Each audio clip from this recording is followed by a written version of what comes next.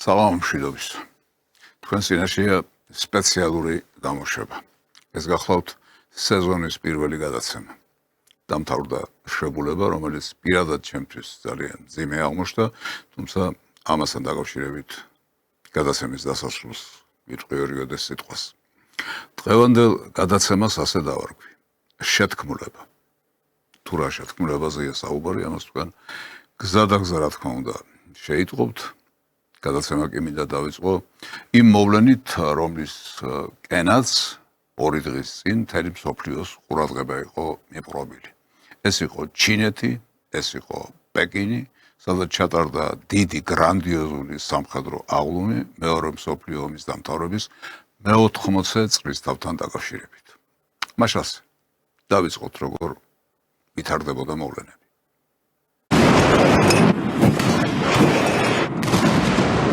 Под раскаты 80 орудийных залпов по числу юбилейных послевоенных лет почетный караул выносит на Тяньаньмэнь огромный китайский флаг. В это время глава КНР Си Цзиньпин вместе с супругой Пэн Ли Юань внутри запретного города лично приветствуют каждого почетного гостя. 25 глав государств и правительств Владимира Путина, как гостя особого, встречают последним. И уже все вместе. Вот рядом с Путиным и председателем Си идет и глава КНДР Ким Чен Ын. Лидеры поднимаются на верхний ярус ворот небесного спокойствия. По пути тепло приветствуя ветеранов антияпонского сопротивления. Многочисленные трибуны на площади, что пока за всем этим наблюдают с экранов, тут же берутся за флажки. აღლუმს, რომელსაც განსაკუთრებული მნიშვნელობა ჰქონდა არა მარტო ჩინეთისთვის, არამედ მთელი მსოფლიოსთვის, აქედან ფრაგმენტებს გზადაგზა კიდევ გაჩვენებთ, მაგრამ მინდა გითხრათ, რომ ეს მხოლოდ აღლუმი არ ყოფილა. და ეს მხოლოდ არც შოსის სახელმწიფოების შანხაის თანამშრომლობის ორგანიზაცია მოხსვედველობაში სამიტი ყოფილა, რომელიც წინ უძღვოდა ამ აღლუმს მნიშვნელობა ჩინეთის შეხვედრისა გაცილებით უფრო დიდია, ვიდრე ყველაფერი ის, რაც მე უკვე ჩამოვთვალე. გაცილებით დიდი.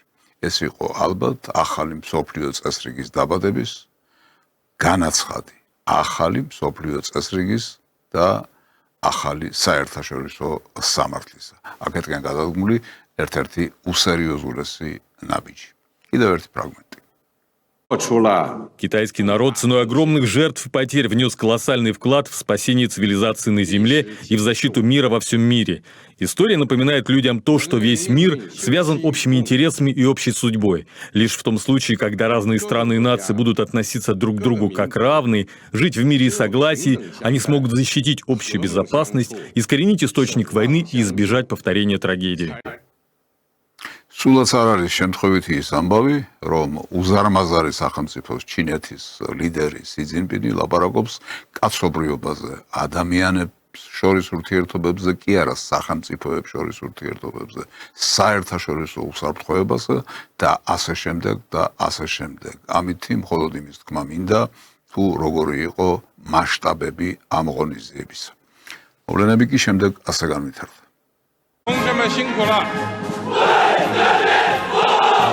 В сером полувоенном френче на открытом лимузине «Красное знамя», как председатель еще и Центрального военного совета, Си объезжает весь многокилометровый парадный строй. 45 расчетов, выстроенных вдоль главного проспекта Пекина Чанань.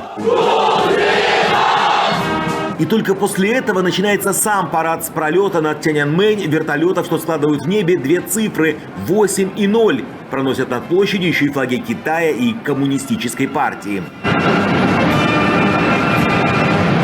Торжественным маршем мимо трибун проходят расчеты, где и новые виды войск с учетом специфики времени, информационной и киберзащиты, монолитные коробки, где все как один, безукоризненный строй и самая прекрасная половина парада, конечно же, железные розы. Те, кто на нижних трибунах, стараются успеть это снять. И видно, что лидеры на балконе обсуждают тоже. По центру, прямо над портретом Мао Цзэдуна, как раз Си, Путин и Ким. აღლუმის და ღონისძიების მასშტაბებს და გრანდიოზულობას თქვენ ხედავთ, მაგრამ რა იყო აქ მთავარი? მოგეხსენებათ, რომ ჩინეთი ეს არის ნომერ პირველი ეკონომიკა მსოფლიოში. ეს არის უზარმაზარი ეკონომიკა და ეს არის უზარმაზარი ტექნოლოგიები. მაგრამ აქამდე საუბრობდნენ იმასთან დაკავშირებით, რომ მიუხედავად უმძლავრესი ეკონომიკისა და მოწინავე ტექნოლოგიებისა, სამხედრო თვალსაზრისით ჩინეთი მაინც არ არის ის ქვეყანა, რომელიც ბირთვულ კონკურენციას გაუწევს ისეთ სახელმწიფოებს, როგორიც არის რუსეთი და როგორიც არის ამერიკის შეერთებული შტატები. მაგრამ ეს რომ ასე არ ყოფილა, ეს გამოჩნდა სწორედ ამ აღლუმზე. საიდანაც კიდევ ერთი ფრაგმენტი შემოგთავაზოთ. Китай до последнего держал в секрете, что представит из техники, но все понимали, будут новинки китайского производства 4-го поколения. И вот впервые на параде появляются новейшие танки, что сочетают в себе гибридную силовую установку, управляемую искусственным интеллектом, наведение на цели, защиту от дронов. И тут же мощнейшие лазерные системы ПВО. Они предназначены для вывода из строя и уничтожения электроники и вражеской техники. И специалисты говорят, что есть в них что-то от российского пересвета. Вообще все эти новые технологии китайцев, видно, создавались с учетом уже современных угроз. И упор тут на беспилотники, где этот острый меч одним только своим размером поражает. И чтобы провести его по центральному Пекинскому проспекту, даже пришлось убирать дорожные знаки. Такой у крыльев размах. А крепится под ним до 4 управляемых ракет. И ведь не скажешь, что невидимка. На платформе те ракеты, которые сравнили с российским «Посейдоном», а дальше беспилотные катера. Огромный беспилотный подводный аппарат, как гигантская торпеда, 20 метров в длину и целая серия всевозможных ракет. А еще ориентированные на космическую оборону системы ПВО. Но главное, Китай впервые продемонстрировал всю ядерную триаду. Межконтинентальные баллистические ракеты наземного, воздушного и морского базирования. От Дунфэн, то есть Восточный ветер 61, чья дальность полета до 15 тысяч километров, до раската Грома для бомбардировщиков и подлодок. А представляя этот Восточный ветер 5С, диктор и вовсе дал такое определение. Радиус поражения охватывает всю планету. Это важное средство устрашения, обеспечения безопасности государства и мира на планете. Трансляцию парада в этом году Китай вел, кстати, на 85 языках и явно хотел, чтобы его увидели и услышали. И это получилось. Но парад, подчеркнули в Пекине, это как раз не про устрашение, а патриотизм. Тиახა გამოვლინდა ჩინური პატრიოტიზმის, გამოვლინდა ჩინური ბირთვული ტრიადაც, რომელიც თურმე არსებობს და არსებობს თურმე ჩინური სამხედრო მანქანა. უზარმაზარი ძლავრი მანქანა, რომელიც ტოლს არავის დაუდებს დედამიწის ზურგზე. ეს უკვე სერიოზული განცხადებაა, ეს უკვე სერიოზული დემონსტრაციაა და ეს უკვე სერიოზული გაფორმებაა იმისა, რომ ერთპოლუსიანი მსოფლიო ამერიკული ჰეგემონიით ერთხელ და სამუდამოდ ჩაბარდა წარსულს. ეს აღარ მოbrunდება ყოველ შემთხვევაში, ძალიან დიდ ხანს აღარ მოbrunდება, რა იქნება ათეული წლების და საუკუნეების შემდეგ. ამაზე საუბარი, რა თქმა უნდა, ჩვენს ფუნქციას არ წარმოადგენს, მაგრამ დღეს რომ ახალი მსოფლიო წესრიგი ყალიბდება და ამაში ჩინეთი მონაწილეობს აქტიურად, ამაში რუსეთი მონაწილეობს აქტიურად და ამაში ის სახელმწიფოები მონაწილეობენ აქტიურად, რომლებსაც ადრე ანგარიშს არ უწევდნენ, მიუხედავად იმისა, რომ ბირთვული სახელმწიფოა ვთქვათ, იგივე ჩრდილოეთი კორეა, კორეის სახალხო დემოკრატიული რესპუბლიკა, მას ანგარიშს არ უწევდნენ, მას გარიყულად მიიჩნევდნენ საერთაშორისო საზოგადოებიდან, მაგრამ დღეს ყველაფერი სხვაგვარად წარმოჩინდა, იბადება ახალი ცენტრი, ახალი ძალა, მე ვიტყოდი, საერთოდ პოლიტიკური, ეკონომიკური და გეოპოლიტიკური სიმძიმის ცენტრმა დასავლეთიდან აღმოსავლეთში გადმოინაცვლა. ეს უკვე ფაქტია, რომელსაც ვერავინ ვერ უარყოფს. ახლა მინდა მოგასმენინოთ სი ძინპინის სიტყვიდან პატარა ფრაგმენტი. Свет и прогресс непременно восторжествуют над злом, тьмой и реакцией. Мы должны всегда продвигать общие ценности всего человечества, решительно отстаивать международную справедливость. საერთაშორისო სამართლიანობა. აი, რას გაუსვა ხაზი ჩინეთის ლიდერმა. საერთაშორისო სამართლიანობა.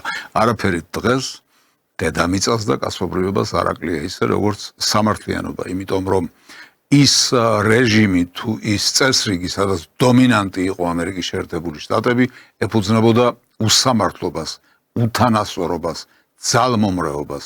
აი ეს ეპოქა მიდის წარსულისკენ. ახლა იმასთან დაკავშირებით თუ რანაირი იყო შეხვედრები, ვინ მიიღო მონაწილეობა, ვინ ხვდებოდა ერთმანეთს და ასე შემდეგ, ესეც გზადაგზა თანმიმდევრულად. Глава КНДР из Дома народных собраний отправился вместе с Путиным в его резиденцию. Ким Чен Ын в Пекине и с дочерью, и с сестрой Ким Йо Джон. Прежде чем сесть в Аурус, Путин и Ким поначалу будто уступали друг другу место. Службы протокола и безопасности в это время как раз готовили зал для переговоров, настраивая там оптимальную температуру. На встрече присутствовал мой коллега, автор и ведущий программы «Москва. Кремль. Путин» Павел Зарубин. Ожидаемая, но все равно сенсационная встреча. Владимир Путин и Ким Чен Ын начинают свои новые переговоры. Мы работаем на этой встрече и покажем вам больше остальных. Следите и смотрите нашу программу. За последнее время отношения между нашими странами приняли особый доверительный и дружеский характер, союзнический характер. По вашей инициативе, как хорошо известно, ваши спецподразделения приняли участие в освобождении Курской области в полном соответствии с нашим новым договором.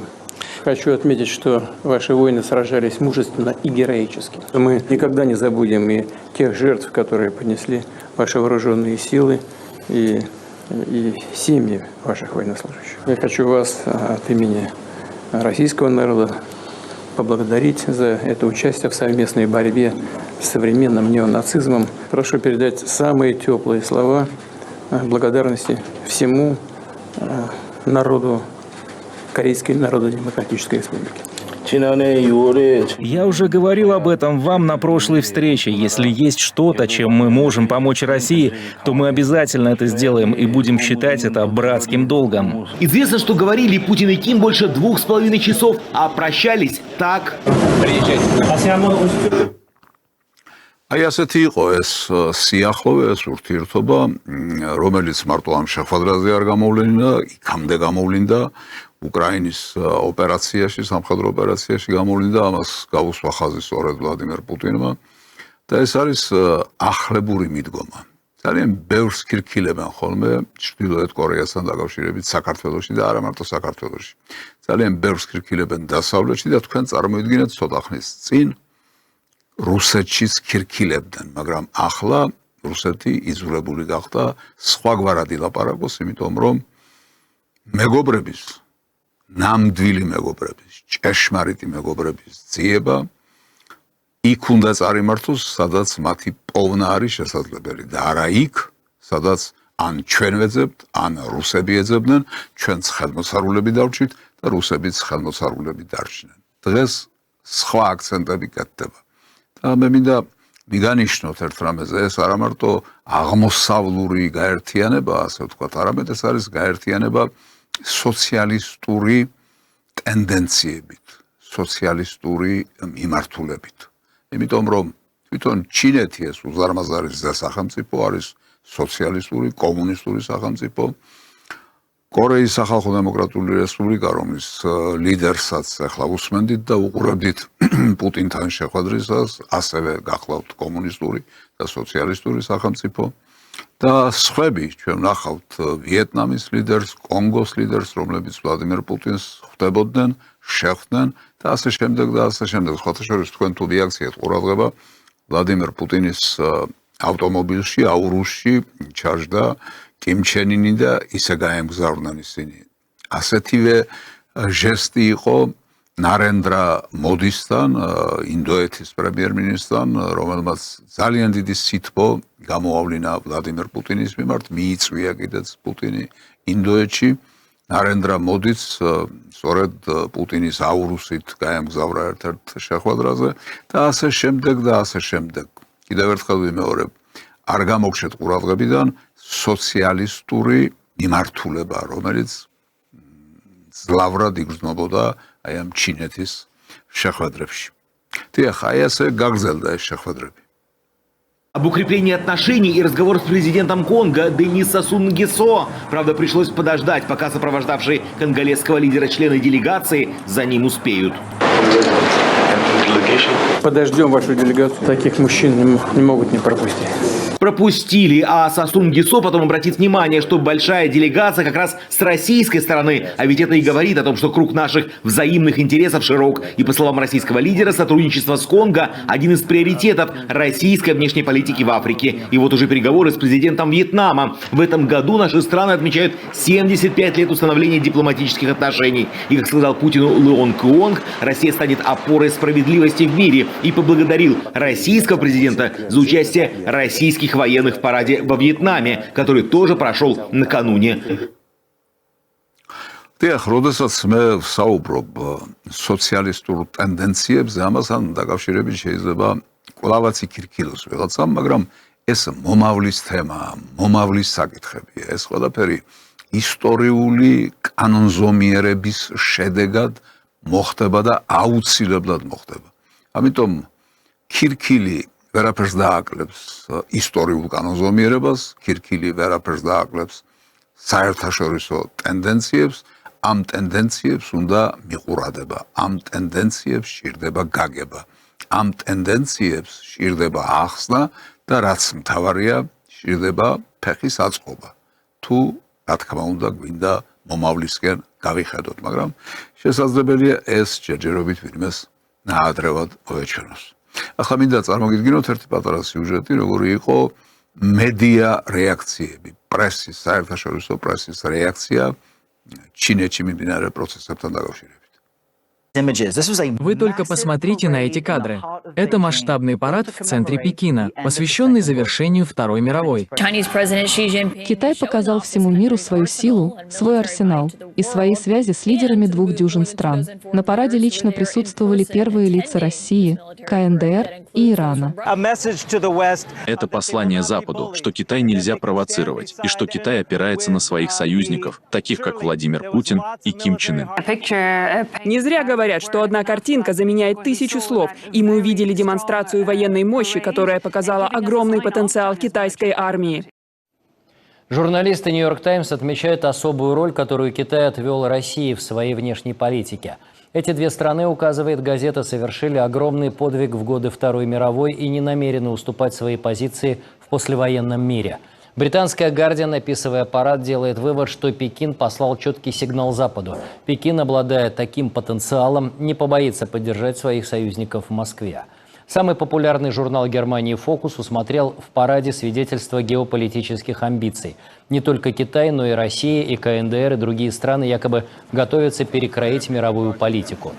Французская «Монт», отмечая масштабность парада в Пекине, напоминает, что до этого дня Европа и Штаты не хотели признавать того, что в мире есть другие полюса силы. На телеканале Fox News парад позвали прокомментировать главу Пентагона. Пит Хексет заявил, что Штаты не хотят противостояния с Китаем и Россией. Президент Трамп поручил восстанавливать наши вооруженные силы не потому, что мы стремимся к конфликту. Мы не ищем его, и мы ясно дали это понять ни с Пекином, ни с Москвой, ни с другими. მე რომ არც ვთქვა, რა თქმა უნდა თქვენ მიხვდებით, რომ ის რაც მე ახლა წარმოგიდგინეთ, არის წვეთი ოკეანეში. მთელი მსოფლიო პრესა, რა თქმა უნდა, აქეთკენ იყო მიყურადებული. მრავალი ინტერპრეტაცია, მრავალი ახსნა განმარტება, მრავალი შეკითხვის დასმა და ასე შემდეგ ამ საკითხთან დაკავშირებით, იმიტომ რომ ის რაც ხდებოდა ჩინეთში იყო უზარმაზარი მნიშვნელობის მოვლენა. თუნდაც ის ფაქტი, ის დეტალი, რომ რუსეთის პრეზიდენტი ვლადიმერ პუტინი აი ამ ვითარებაში, როდესაც რუსეთს სპეციალური სამხედრო ოპერაცია უკრაინაში ჯერ არ დაუმთავრებია, 4 დღიანი ვიზიტით ეწვია ჩინეთს, თავისთავად ძალიან ბევრ რამეზე მეტყველებს. ეს რა თქმა უნდა შეუმჩნეველი პრესას არ დარჩენია. მე მგონი თქვენთვის ინტერესმოკლებული არ იქნება იმისი თვალის გადავლებაც, თუ როგორი იყო ყველაფერ ამასთან დაკავშირებით ევროპის რეაქცია. Европу в очередной раз охватило бешенство форматов. Страх и неопределенность гонят ее лидеров в объятия друг друга. В Дании сегодня собралась совсем уж экзотическая северо-балтийская восьмерка. Страны Скандинавии и Прибалтики. Компанию отборным русофобам составил Зеленский. Говорят, конечно, про мир, но подразумевает только одно – продолжение войны. Мы стремимся к миру, но этот мир должен быть долговременным, должен быть справедливым. И никто, кроме украинцев, не имеет права определять будущее Украины. И именно поэтому нам необходимы надежные гарантии безопасности. Мы будем работать над этими гарантиями вместе с США и с другими партнерами. Мы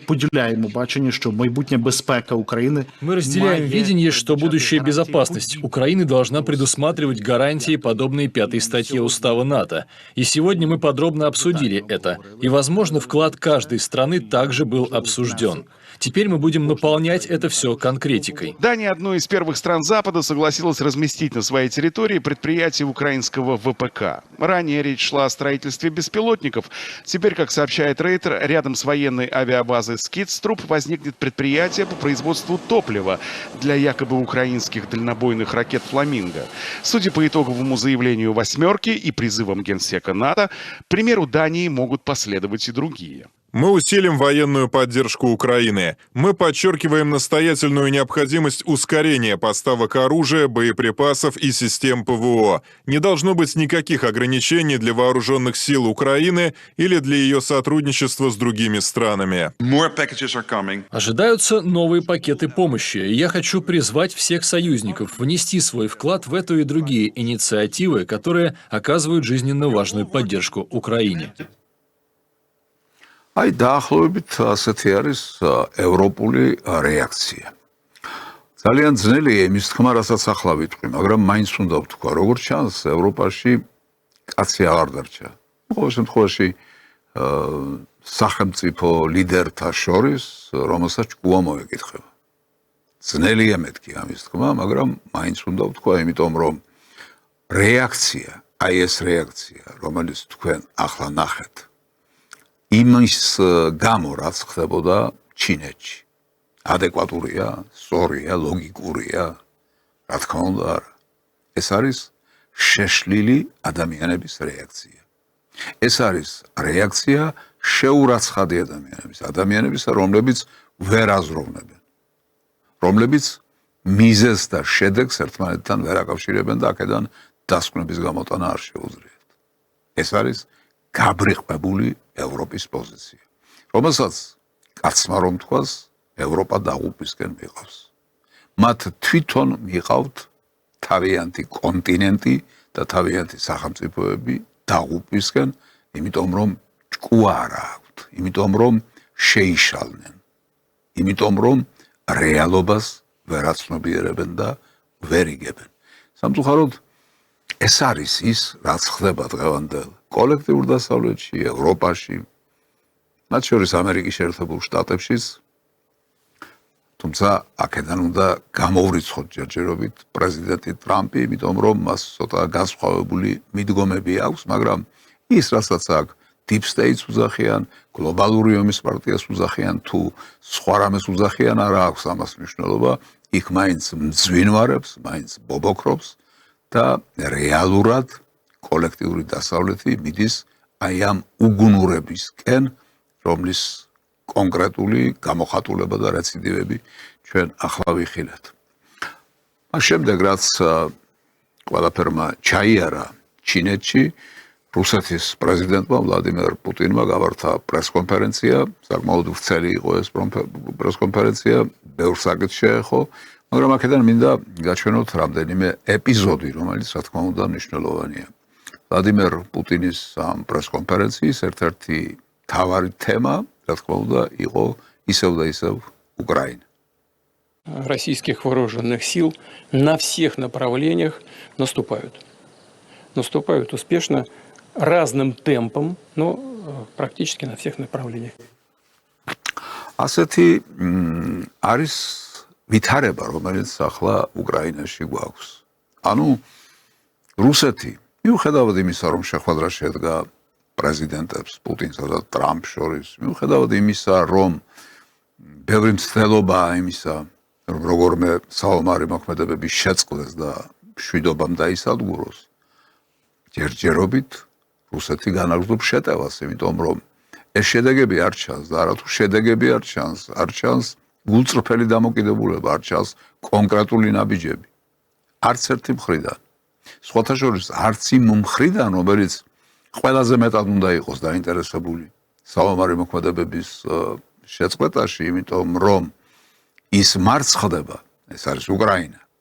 ის არ არის დაინტერესებული საომარი მოქმედებების შეწყვეტით, იმიტომ რომ საომარი მოქმედებების უკან და მიღმა ისინი თავიანთ ბნელ ჩანაფიქრებს ახორციელებენ და ბნელ ვნებებს იკმაყოფილებენ. ეს არის პირველ რიგში დიდი ფულის შოვნა, ეს არის ხელისუფლების შენარჩუნება და სხვადასხვა ბინძური ზრახვები, რომელსაც ათასობით და 10,000-ობით სიცოცხლე ეწირება. უკრაინა ინგრევა, ნადგურდება და ჩანაგდება, მაგრამ უკრაინის ხელისუფლებას ეს არ ადარდებს, იმიტომ რომ ამაზე მაღლა საკუთარ პირად ინტერესებს აყენებს. სხვათა შორის ის შუამავალი და მედიატორი ამერიკის შეერთებული შტატები და პრეზიდენტი ტრამპი, რომელიც თითქოს მოწადინებულია შეაჩეროს ეს ომი, რეალურად ასე არ იქცევა. კი სიტყვით ასე ლაპარაკობს, კი პუტინს ხვდება და მასთან მოლაპარაკებას აწარმოებს, მაგრამ ამ მოლაპარაკების შემდეგ, ამ შეხვედრის შემდეგ, ამ გარკვეული მიღწეული შეთანხმების შემდეგ ის მაინც განაგრძობს უკრაინის შეიარაღებას, ის მაინც განაგრძობს იარაღის მიწოდებას, თან რაღაცა შემოვლითი არასწორი გზით, რასაც ქვია ნატოსთვის იარაღის მიყიდვა, თითქოს თვითონ ნატოს წევრი სახელმწიფო არ იყოს და შემდეგ ნატოს მეშვეობით, ნატოს წევრი სახელმწიფოების ხელით უკრაინისთვის ამ იარაღის გადაცემა. ერთი სიტყვით, ძალიან დიდ სიბინძურესთან გვაქვს საქმე და ამიტომ ჯერჯერობით არ ამგონია, რომ მარტივად მოგვარდეს ეს საქმე. მაგრამ ეს საქმე საბოლოოდ მაინც მოგვარდება. აი, როგორ ამას ვლადიმერ პუტინი გვეტყვის. Прекращение этого конфликта можно. И я из этого исхожу. Тем более, что мы видим настроение действующей в США администрации под руководством президента Трампа. Видим их не просто призывы, а искреннее желание найти это решение. И мне кажется, есть определенный свет в конце тоннеля. Посмотрим, как будет складываться ситуация. Если нет, то нам придется решить все поставленные перед нами задачи вооруженным путем. გვირაბის ბოლოს სინათლე თითქოს ჩანსო, მაგრამ თუ ეს მირაჟიაო, თუ ეს სინათლე რეალურად არ არსებობსო, მაშინო ჩვენ მოგვიწევსო სამხედრო გზით ამ საკითხის გადაწყვეტაო. ანუ ბოლომდე მიყვანა იმისა, რომ იმის შემდეგ წინააღმდეგობის გაწევის თავი არავის ჰქონდეს არც უკრაინაში და არც კოლექტიურ დასავლეთში. აი ეს არის რეალურად ის, რაც პუტინმა თქვა და მე მგონი სწორი თქვა, იმიტომ რომ ჯერჯერობით მე პირადად ნაკლებად მაქვს იმის იმედი, რომ გონიერება გაიმარჯვებს, რომ რაციონალური მიდგომა გაიმარჯვებს. ჯერჯერობით იმარჯვებს უგუნური აზრი, ძალმომრევების მცდელობა და როგორც წაღარ ვამბობდი, ყველაფერ ამას ამოფარებული ბნელი ზრახვები. პუტინმა განაცხადა, რომ ჩვენ ტერიტორიებისთვის არ ვიბრძვით. ჩვენ ვიბრძვით ამ ტერიტორიებზე დასახლებული ადამიანების უფლებების დასაცავად. Мы же боремся не столько за территорию, сколько за права человека и за права людей, которые проживают на этих территориях, говорить на собственном языке, жить в рамках своей культуры и в рамках традиций, которые переданы от прежних поколений, от их отцов, от дедов и так далее. Вот прежде всего, о чем идет речь. И если это люди в ходе избирательных демократических процедур, в том числе в ходе референдумов, высказались за то, чтобы быть в составе Российской Федерации, надо это мнение уважать. Это и есть демократия, хочу напомнить тем, кто про это забывает. რა თქმა უნდა, შეიძლება აქაც ვიღაცის ღიმილი და ქირქილი გამოიწვიოს ამ ნათქვამმა, რომ რუსეთის ტერიტორიები კი არ აინტერესებს, არამედ აინტერესებს ტერიტორიაზე მცხოვრები ადამიანების უფლებების დაცვა. მაგრამ ეს არის ფაქტი, ეს არის რეალობა. ფაქტია ის, რომ უკრაინული ფაშიზმი, ნეოფაშიზმი, როგორც გნებავთ ისე დაარქვით, ზელენსკის მეთაურობით და ზელენსკის წინამორბედების მეთაურობით დაუპირისპირდა რუსი ეროვნების ხალხს უკრაინის ტერიტორიაზე, რომლებიც უკრაინის ტერიტორიაზე ცხოვრობდნენ საუკუნეების განმავლობაში. აი, მათ დაუპირისპირდა ფიზიკურად, პრაქტიკულად მოუწყო გენოციდი, ათასობით ადამიანი დახოცა და რა თქმა უნდა, რუსეთი იბრძვის ამ ადამიანების ინტერესებისთვის, მათი უფლებების დასაცავად. სხვა ახსნა რამდენიც არ უნდა უტრიალოთ ამ საკითხს, სხვა ახსნას ვერ ვიპოვით. სხვა ახსნა იქნება ყალბი. ის რომ რუსეთი უკრაინას დაესხა თავს და ასე შემდეგ თქვენ მოგეხსენებათ რამდენი ხნის განმავლობაში რუსეთი ამტკიცებდა ერთსა და იმავეს, რომ ის აღიარებდა უკრაინის ტერიტორიულ მთლიანობას და არათუ იმ ტერიტორიებზე, რომლებზეც ახლა მიდის ლაპარაკი, არამედ ყირიმის გამოც მას არანაირი პრეტენზია არ ჰქონდა. ყირიმში კი მართალია დისლოცირებული იყო რუსული სამხედრო ბაზა, მაგრამ რუსეთი ამაში იხდიდა ფულს, იხდიდა არენდას და ჩვეულებრივად გრძელდებოდა ცხოვრება, მაგრამ როდესაც იმძლავრა ფაშიზმმა, რუსოფობიამ და მიაღწია იმ მასშტაბებს, რა მასშტაბებსაც მე-20 საუკუნეში ანტისემიტიზმმა მიაღწია. რუსეთი, რა თქმა უნდა, იძულებული გახდა და ვალდებულიც იყო ასე გაეკეთებინა, მან დაიცვა რუსი ეროვნების მოქალაქეების უფლებები, ინტერესები და სიცოცხლე. აი ეს არის ის, რაც უკრაინაში ხდება.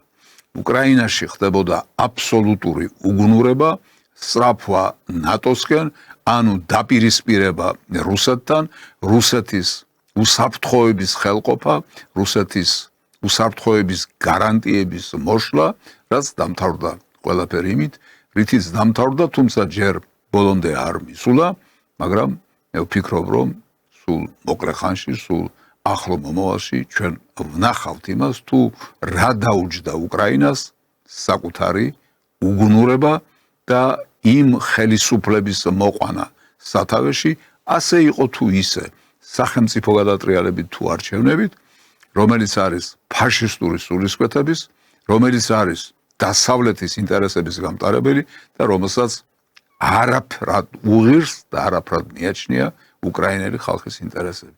აი ეს მოხდა უკრაინაში და ამასთან დაკავშირებით თქვა პუტინმა ის, რაც თქვენ წეღარ მოისმინეთ და ახლა ერთი საინტერესო განცხადება ძალიან ბევრი ლაპარაკია იმასთან დაკავშირებით, რომ მოხდეს შეხვედრა ვლადიმერ პუტინისა და ზელენსკისა.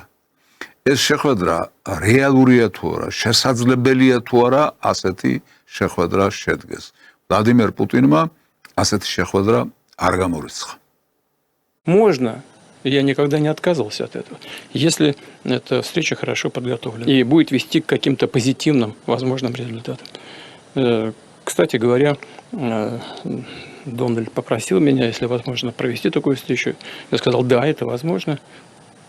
Ну, в конце концов, если Зеленский готов, пусть приезжает в Москву, такая встреча состоится. რა თქმა უნდა, თუ კი ზელენსკი დაინტერესებულია საკუთარი ხალხის მომავლით, ბედით, თუ კი ზელენსკი დაინტერესებულია იმით, რომ საუბარი მოქმედებები როგორმე შეაჩეროს, მაშინ მან უნდა გამოიყენოს ეს მოწვევა, რომელიც გაკეთდა მთელი მსოფლიოს თვალწინ. უნდა ჩაბრძანდეს მოსკოვში და უნდა დაელაპარაკოს ვლადიმერ პუტინს.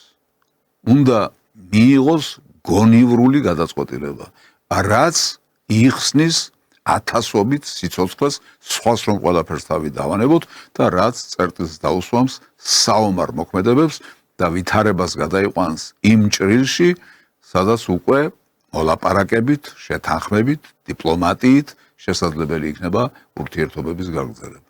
თუ ის ამ წინადადებას არ გამოეხმაურება და არ მიიღებს, მაშასადამე გამოდის, რომ მას არ სურს ამ ომის დამთავრება. მე უკვე გითხარით, თუ რატომ და რა მოტივებით შეიძლება რომ მას ასეთი სურვილი არ ჰქონდეს. პუტინმა ილაპარაკა ორი გზის არსებობის შესახებ პრობლემის გადაწყვეტისა და კრიზისის დაძლევის. Подходы к урегулированию могут быть разными. Есть те, которые говорят, нужно воевать до последнего украинца, а есть те, как некоторые в Европе пытаются сейчас представить дело, а есть те, ну, например, как представители действующей американской администрации, сам президент, которые пытаются найти решение, причем решение мирными средствами. И вот первая партия, партия войны, она всегда нападает на другую партию, на партию мира. დიახ, ომის პარტია და მშვიდობის პარტია. პრინციპში აი ეს ორი ძალა მოქმედებს დღეს სოფლიო პოლიტიკაში, დიდ პოლიტიკაში. ომის პარტია და მშვიდობის პარტია. რომელი გაიმარჯვებს, რომელი გადაძლევს, რომელი გადაძალავს, ამაზე არის ბევრი რამ დამოკიდებული. წეგან მე მოგასმენია თქვენ ევროპის დამოკიდებულება იმ მოვლენების მიმართ, რომელიც ჩინეთში მიმდინარეობდა. მაგრამ გაცილებით უფრო საინტერესოა, რა თქმა უნდა, თუ როგორი იყო პირადად ტრამპის позиция ამასთან დაკავშირებით. Передайте мои самые теплые пожелания Владимиру Путину и Ким Чен Ыну, которые строят заговор против Соединенных Штатов Америки. აი, ასე გამოეხმაურა ტრამპი რაღაცა ცინიკურად, შეიძლება ითქვას გარკვეული იუმორით და ასე შემდეგ, მაგრამ თლად კარგი გამოხმაურება არ ყოფილა. მან მიმართა ჩინეთის ლიდერს სი ძინპინის, რომ გადაეცვიო ჩემი მოკითხვაო ვლადიმერ პუტინს და კიმ ჩენ ინის, რომლებიც შეთქმულებას აწყობენ ამერიკის წინააღმდეგო. უცნაური ტერმინია შეთქმულება. სხვათა შორის ძალიან ბევრი ამბობს, რომ ასეთი რამ არ არსებობს, რომ არ აღიარებენ შეთქმულების თეორიას და ასე შემდეგ, თუმცა ვიცით კაცობრიობის ისტორიაში რა დიდი მნიშვნელობის როლი უთამაშია საერთოდ შეთქმულებას. მაგრამ როდესაც ამერიკასთან დაკავშირებით არის საუბარი და შეთქმულებას გამოვლისხავთ, ეს წარმოუდგენელი რამ არის. ეს ისეთი იდიოტიზმია, რომ არ შეიძლება ადამიანები ასე აზროვნებდნენ. რა საბჭოთა კავშირის დაშლა და საბჭოთა კავშირის დასაშლად მიმართული მთელი რიგი ქმედებები, ეგრეთ წოდებული საბჭოთა დისიდენტების მთელი არმიის შექმნა და გაჩენა საბჭოთა კავშირში. ბოლოს საბჭოთა კავშირის სათავეში მათი პირდაპირი ნომრიანი აგენტების გაყვანა, გორბაჩოვის, იაკოვლევის, შევარდნაძის და სხვებისა, რითაც მიაღწიეს საბჭოთა კავშირის დაშლას. ეს რა შეთქმულება არ იყო? რა შეთქმულება არ იყო ის, რაც იუგოსლავიის წინააღმდეგ მოაწყვეს? როდესაც ეს ერთი აყვავებული ევროპული სახელმწიფო აღგავეს პირისაგან მიწის, არ იყო შეთქმულება? არ იყო შეთქმულება ის, რაც აღმოსავლეთში ჩაიდინეს, თქვათ, ერაყში, ლიბიაში და სხვაგან. შეთქმულების მეტი რა ქონიათ და რით უხემზღვანელიათ ამერიკელ პოლიტიკოსებს და ამერიკას სახელმწიფო მოღვაწეებს, რომ დღეს შეთქმულება უკვირთ. თუმცა ჩინეთში იყო თუ არა შეთქმულება, ეს სხვა საკითხია. მე ვფიქრობ, რომ ჩინეთში არავითარი შეთქმულება არ ყოფილა, მაგრამ ჩინეთში იყო მონდომება, მეცადინეობა იმისა, რომ დანგრეული მსოფლიო წესრიგი და განადგურებული საერთაშორისო სამართალი როგორმე აღდგეს. როგორმე ახალი მსოფლიო წესრიგი ჩამოყალიბდეს.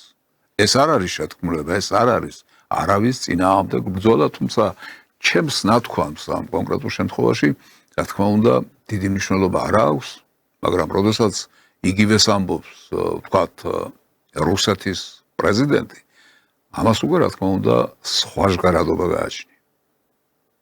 Президент Соединенных Штатов не лишен юмора, все понятно, мы все это хорошо знаем.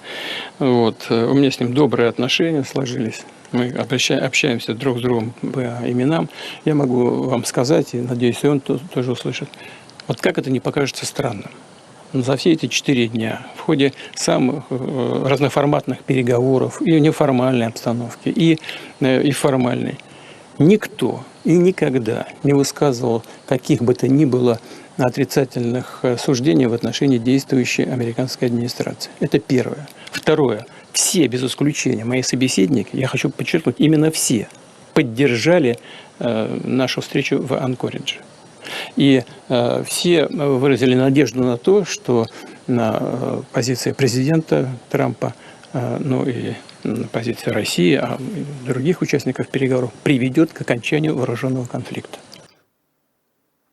აი ასეთი არის ეს განცხადება გაკეთებული საერთაშორისო პრესის და მედიის წინაშე, ანუ მსოფლიოს წინაშე და სადაც კაცი ლაპარაკობს, რომ არავითარი შეთქმულება არ ყოფილა. თუმცა უნდა ითქვას ისიც, რომ ის რაც მოხდა პრაქტიკულად, რა თქმა უნდა, დამაზიანებელია ამერიკული ჰეგემონიისთვის. და ამ თვალსაზრისით ეს შეიძლება შეთქმულება იყოს ოღონდ ეს არ არის შეთქმულება რუსეთისა, ჩინეთისა, ჩრდილოეთ კორეისა, ინდოეთისა, ირანისა და სხვა იქ მონაწილე სახელმწიფოებისა. არა, ეს არის შეთქმულება ისტორიისა და ისტორიის კანონზომიერებისა ამერიკის შეერთებული შტატების ცხოვრების წესის მიმართ. Такие страны, как Индия, почти 1,5 миллиарда человек, Китай, 1,3 миллиарда, с мощными экономиками, но и со своими внутриполитическими законами. Вы понимаете, ведь когда со стороны говорят, а мы вас сейчас вот прижучим, мы вас сейчас накажем. Но как руководство таких стран, мощных, больших, которые пережили очень непростые периоды своей истории, связанные с колониализмом, связанные с попытками наездов в течение длительного исторического периода на их суверенитет, как они должны реагировать? Но если кто-то из них даст слабину, все, политическая карьера закончилась. Так же, как закончилась колониальная эпоха. Но это невозможно сегодня в таком тоне разговаривать с такими партнерами. კოლონიალიზმის ეპოქა დასრულდაო, აცხადებს ვლადიმერ პუტინი. ეს რა ისტორიული კანონზომიერება არ არის? როდესაც ჩინეთს, ინდოეთს, რუსეთს და სხვა სახელმწიფოებს, ზოგს ბირთვს, ზოგს არაბირთვს, ქედმაღლურად ელაპარაკები. ელაპარაკები დირექტივების ენით, ელაპარაკები დამსჯელის ენით, სანქციების ენით. რა თქმა უნდა, ეს შედეგს არ მოიტანს და შემდეგ ეს შედეგის არ მოტანა მონათლო იმად, რომ ეს არის შეთქმულება შენ წინააღმდეგ, ეს უბრალოდ უგუნურებაა, მაგრამ სამწუხაროდ ასეთი რეალობა არსებობს. ახლა რაც შეეხება ერთ-ერთ უმთავრეს საკითხს, რომელიც ამ შეხვედრაზე გადაწყდა, ეს არის გაზსადენის მშენებლობა რუსეთიდან ჩინეთის მიმართულებით. გაზსადენისა, რომელიც ორ უზარმაზარ სახელმწიფოს ერთმანეთს იმაზე მეტად დააკავშირებს, ვიდრე დღეს არიან ისინი ერთმანეთთან დაკავშირებული და მათ შორის კავშირის გაწყვეტას პრაქტიკულად შეუძლებას გახდეს. ეს არის ახალი დიდი გაზსადენი, რომელსაც ჰქვია ციმბირის ძალა 2. ამასთან დაკავშირებითაც პუტინმა გარკვეული განცხადება გააკეთა. Это работа, которая действительно проводилась давно, и мы с партнерами, с нашими, обсуждали это давно. Существовало несколько маршрутов, они имеют плюсы, минусы, и переговоры шли долго, не 1 год. Но мы же с вами знаем, это известный факт. Вообще мировая экономика, даже несмотря на то, что во многих странах мы наблюдаем рецессию, например, в ведущих экономиках еврозоны, тем не менее мировая экономика развивается, особенно в Азиатско-Тихоокеанском регионе. Потребности на энергоресурсы растут, в том числе и в китайской экономике, которая продолжает оставаться одним из локомотивов мировой экономики. Конечно, это будет создавать конкурентные преимущества для наших китайских друзей, потому что они будут получать продукт по взвешенным рыночным ценам, не по каким-то завышенным, как это сейчас мы видим в той же еврозоне. И что самое главное, это стабильная поставка, надежная поставка. Все будут удовлетворены, все довольны этим результатом. Ну, честно говоря, я тоже все-таки «Газпром» одна из наших ведущих компаний. У него расширяются новые рынки. აი ასეთი არის ვითარება, რომელიც შეიქმნა და ეს შეთქმულებაა ვინმე წინააღმდეგ. ორ ქვეყანას შორის ეკონომიკური, ენერგეტიკული სახის კავშირები. ეს შეთქმულებაა ვინმე წინააღმდეგ. რა თქმა უნდა არა, თუმცა ეს რა თქმა უნდა დააზიანებს ამერიკის შეერთებულ შტატებს. იმ თვალსაზრისით, რომ მას ვეღარ ექნება პრეტენზია ერთპიროვნულ ჰეგემონიაზე და მსოფლიოს დაჩოქებასა და დამონებაზე. ამ თვალსაზრისით მათ ეს შეიძლება შეთქმულებად განიხილონ, მაგრამ რეალურად ეს შეთქმულება არ არის. ორი ზესახელმწიფო თავიანთ შესაძლებლობებს ერთმანეთთან აკავშირებს და ორივე აქედან სარგებელს ხედავს. თქვენ წარმოიდგინეთ, ისედაც ნომერ პირველი ეკონომიკა ჩინეთისა რა მასშტაბებს მიაღწევს მას შემდეგ, რაც მას სრული ენერგეტიკული უზრუნველყოფა ექნება. არადა ექნება ასეთი უზრუნველყოფა, იმიტომ რომ წელიწადში 100 მილიონ კუბურ მეტრზე მეტ გაზს მიიღებს. ეს რა თქმა უნდა მის ეკონომიკას გააორმაგებს და გაასამმაგებს. რაც შეეხება რუსეთს, მისი სარგებელი ის არის, რომ ევროპა, რომელმაც თვითონ თქვა უარი რუსულ გაზზე, ანუ საკუთარი ხელით გამოისვა დანაყელში. რუსეთის დანაკარგს ამ შემთხვევაში, როგორც ბაზრის დანაკარგს, სრულიად, ასე ვთქვათ, აინაზღაურებს ჩინური ბაზრით. სრულიად. აი ამიტომ რუსეთი აქ არაფერს არ კარგავს და რუსეთს განაღდებული ბაზარი ექნება ჩინეთის სახით, რომელიც არ იქნება ისეთი მუხანათური, როგორც ევროპული ბაზარი იყო, რომელიც მუდმივად ცდილობდა დასყომოდა ამ ურთიერთობებს რუსეთთან და რომელსაც რატომღაც ერჩივნა რუსული იაფი სტაბილური და გარანტირებული გაზის მიღებას ამ პროდუქტის შემოტანა ამერიკის შეერთებული შტატებიდან ორმაგ, სამმაგ და კიდევ უფრო ძვირად. აი ასეთი ვითარება რუსეთს უკვე აღარ ექნება ბაზრის თვალსაზრისით. ამიტომ ეს არის ორივე მხარისთვის ხელსაყრელი ხელშეკრულება, ხელსაყრელი გადაწყვეტილება, რომელსაც ვერავინ ვერ შეუშლის ხელს, მაგრამ ამასთანავე წარმოიდგინეთ ამერიკის შეერთებული შტატების ის დიდი მისწრაფება და მიდრეკილება იქითკენ, რომ როგორმე ჩინეთი და რუსეთი დააშოროს ერთმანეთს და დააპირისპიროს ერთმანეთს პრაქტიკულად შეუძლებელი ხდება. პრაქტიკულად ამას წერტილი დაესვა. იმიტომ რომ რუსეთისთვისაც და ჩინეთისთვისაც შეუძლებელია ერთმანეთის ჩანაცვლება ვინმე სხვა სახელმწიფოთი. ეს პრაქტიკულად უკვე გამორიცხული ხდება და გამოდის ის, რომ ისინი ძალიან დიდი ხნით დაუკავშირდნენ ერთმანეთს. ასე რომ ორი სახელმწიფოს ეს დიდი კავშირი შობს, ბადებს ახალ მსოფლიო წესრიგს, ახალ ურთიერთობებს, ახალ გეოპოლიტიკურ და გეოეკონომიკურ მიმართულებებს. ეს რეალობაა, რომელზეც თვალს ვერავინ დახუჭავს. აი, რა თქმა უნდა, ძალიან მოკლედ ყველაფერი ის, რაც მინდოდა ჩინეთის აი ამ მოვლენებთან დაკავშირებით თქვენთვის მეთქვა. ახლა მინდა გადმოვინაცვლო საქართველოზე, მაგრამ მანამდე ცოტა რომ ამოისუნთქოთ თქვენს და მეც შემოგთავაზებთ რუბრიკას ფსიქიატრიის რენტგენი.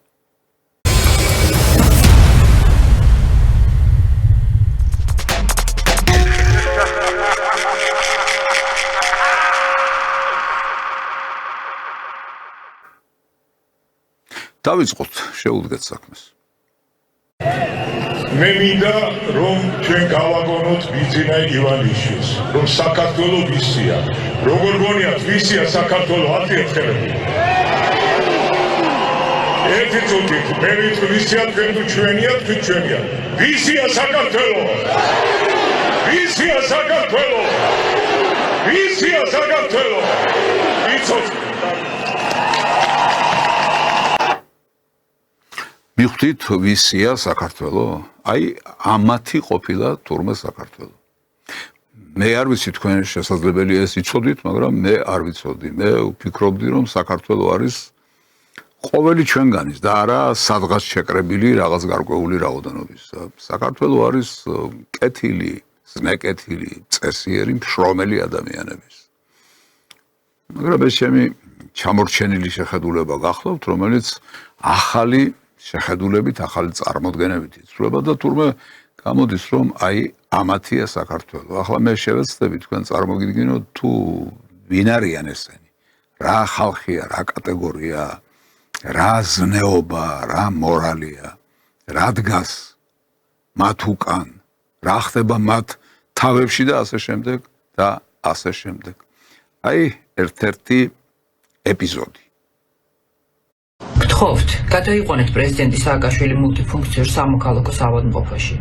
გთხოვთ, შეინარჩუნეთ მისი სიცოცხლე. კონსტანტინე ჩუტკერაშვილი, ნეირომეცნიერი, ამერიკის შეერთებული შტატები. გადაიყვანეთ პრეზიდენტი მიხეილ სააკაშვილი მულტიპროფილურ კლინიკაში. მის სიცოცხლეს ემუქრება საფრთხე. გთხოვთ, მოწირავთ სიცოცხლეს. გადაიყვანეთ პრეზიდენტი მულტიფუნქციურ სამედიცინო დაწესებულებაში. ჩემო კოლეგებო, მოგმართავთ ყველას. ეხლა სიჩუმე დანაშაულია. გთხოვთ, არ გავიმეოროთ ისტორიული შეცდომა. გადავარჩინოთ ჩვენი პრეზიდენტი. მოგესალმებით, მე ვარ ნინო მიმინოშვილი, ექიმი საქართველოდან. ასევე ნიუ-იორკის ერთ-ერთი უდიდესი ჰოსპიტლების ქსელის კრიტიკული განყოფილების ექთანი. პრეზიდენტი სააკაშვილის მდგომარეობა კრიტიკულია. მოგმართავთ ყველას, ჩემს კოლეგებს, არასამედიცინო პერსონალს, საქართველოს მთავრობას, გამოიჩინეთ გულისხმიერება და გონიერება, გადავიყვანოთ ბატონი პრეზიდენტი მულტიფუნქციურ დაწესებულებაში. ეს აუცილებელია, ყველა წუთს მნიშვნელობა აქვს. ნატალია ბერიძე, კარდიოლოგი ნიუ-იორკიდან. საქართველოს მთავრობა, ჩემი სპეციალობიდან გამომდინარე, როგორც კარდიოლოგი, გაფრთხილებთ, რადგან უდიდესია რისკი ლეტალური არითმიების განვითარების ყოველწუთიერად ბატონ მიხეილ სააკაშვილის ამჟამინდელ მდგომარეობაში.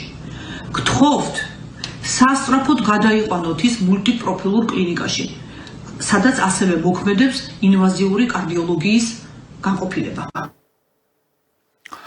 აი ამ ჩანაწერის გაკეთების შემდეგ დიდი დრო გავიდა, მაგრამ მიხეილ სააკაშვილი ცოცხალია, იმიტომ რომ მის სიცოცხლეს არაფერი ემუქრებოდა მაშინაც, როდესაც ეს ადამიანები ამას ლაპარაკობდნენ. რატომ ლაპარაკობდნენ ეს ადამიანები ამას? ისინი ამას როდესაც ლაპარაკობდნენ, ან ცუდ ექიმობას ავლენდნენ, ან ცუდ ადამიანობას ავლენდნენ. მესამე არ არსებობს.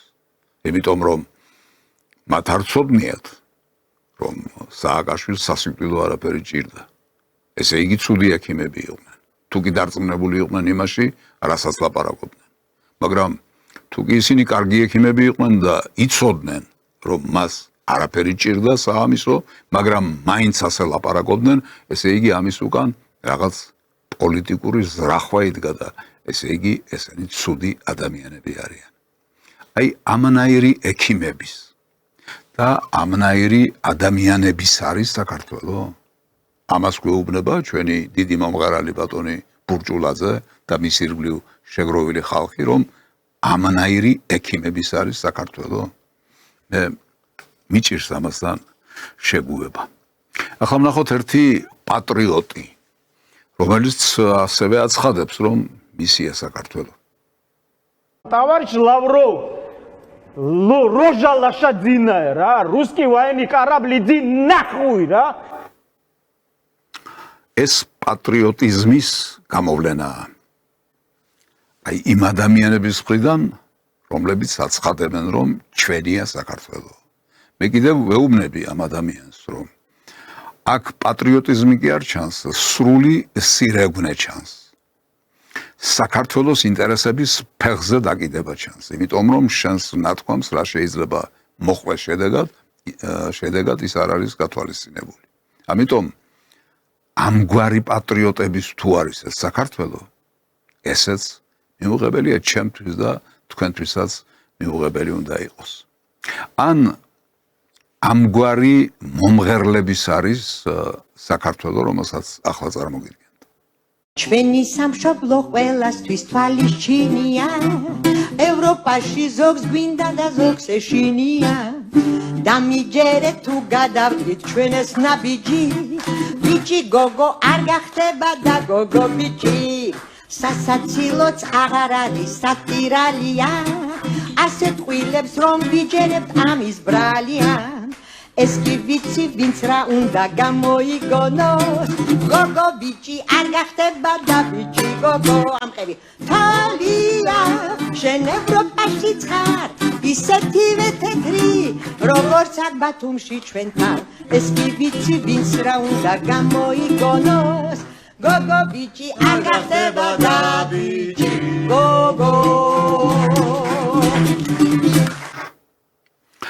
ქალბატონ ირმა სოხაძეს როგორც ჩანს არ გაუგია რომ მთელი მიმდინარეობა კაცის ქალად გადაკეთებისა და პირიქით მთელი დასავლური მიმდინარეობა ესე თქო არ გაუგია არც ის გაუგია რომ დასავლეთმა უპირველეს იდეოლოგიად სწორედ ეს სიბინძურე გამოაცხადა მამათმავლობა დედათმავლობა LGBT და ასე შემდეგ და ასე შემდეგ არ გაუგია თქო ეს არაფერი მაგრამ ეს თუ არ გაუგია, ეს არ არის დიდი უბედო. მე ყველაზე უფრო იმიტომ შემეცოდა ქალბატონი ირმა რომ მას მგონი სიმღერას დავიწყნია. რას ხაოდა, რას ჩხაოდა. აი ეს სიმღერაა, რაც მან ახლა შემოგთავაზა. შესაძლებელია ადამიანი, რომელსაც სიმღერაზე, ვოკალზე პრეტენზია გააჩნია, ამ სიმღერით წარსდგეს ერისა და ქვეყნის წინაშე. სირცხვილია ქალბატონო ირმა. ყველაფერს რომ თავი დაანებოთ. ვოკალზე გეუბნებით თორემ სხვა რომ არაფერი არ იცით ამ ქვეყანაზე, ამას თქვენ დიდი ხანია უკვე ადასტურებთ. საქართველო ჩვენიაო იზახიან ესენი და მე მინდა გკითხოთ. აი ასეთი მღვდლების და სასულიერო პირების არის საქართველო? ერთადერთი იმედი მრჩება ისევ ევროპელების, ისევ უკრაინელების, ისევ ამერიკის სასულიერო პირი, მღვდელი, ანაფორით, ჯვრით, რომ გამოაცხადებს. ერთადერთი იმედი მრჩებაო. ჯერ ერთადერთი თუ არის, მერე სამი რამ არ უნდა ჩამოთვალო, მაგრამ ამას დავანებოთ თავი. ერთადერთი იმედი მრჩებაო, ეს არისო უკრაინა, ევროპა და ამერიკაო. მღვდელს ღმერთის იმედი კი არა აქვს. უკრაინის, ევროპისა და ამერიკის იმედი აქვს და აი ასეთი მღვდლების ყოფილა თურმე ის რაც ჩვენი გვეგონა ჩვენი სამშობლო ჩვენი ქვეყანა ჩვენი სამშობლო ჩვენი საქართველო ასეთი ჟურნალისტების არის გაიყო რა გადაარჩენს საქართველოს თავისუფლების ქანდაკება თუ ქართლის დედა კეჩუპი თუ ტყემალი ჰამბურგერი თუ კატლეტი და პური ბრეიქდანსი თუ ხორუმი კომპიუტერი თუ ჩოტკი სპაიდერმენი თუ მაცი ხვიტია სექსი თუ მეგობრობა ეს ერთადერთი სულელი ჟურნალისტი რომ ყავდეს ავიტანდით როგორმე მაგრამ სამწუხაროდ მარტო არ არის სხვებთან ერთად არის აი ასეთი ჟურნალისტების არის საქართველო, რომელსაც ახლა იყილავთ. მზად ხარ თუ არა, გაიხადო და დაგვანახო რომ სუფთა გაქვს.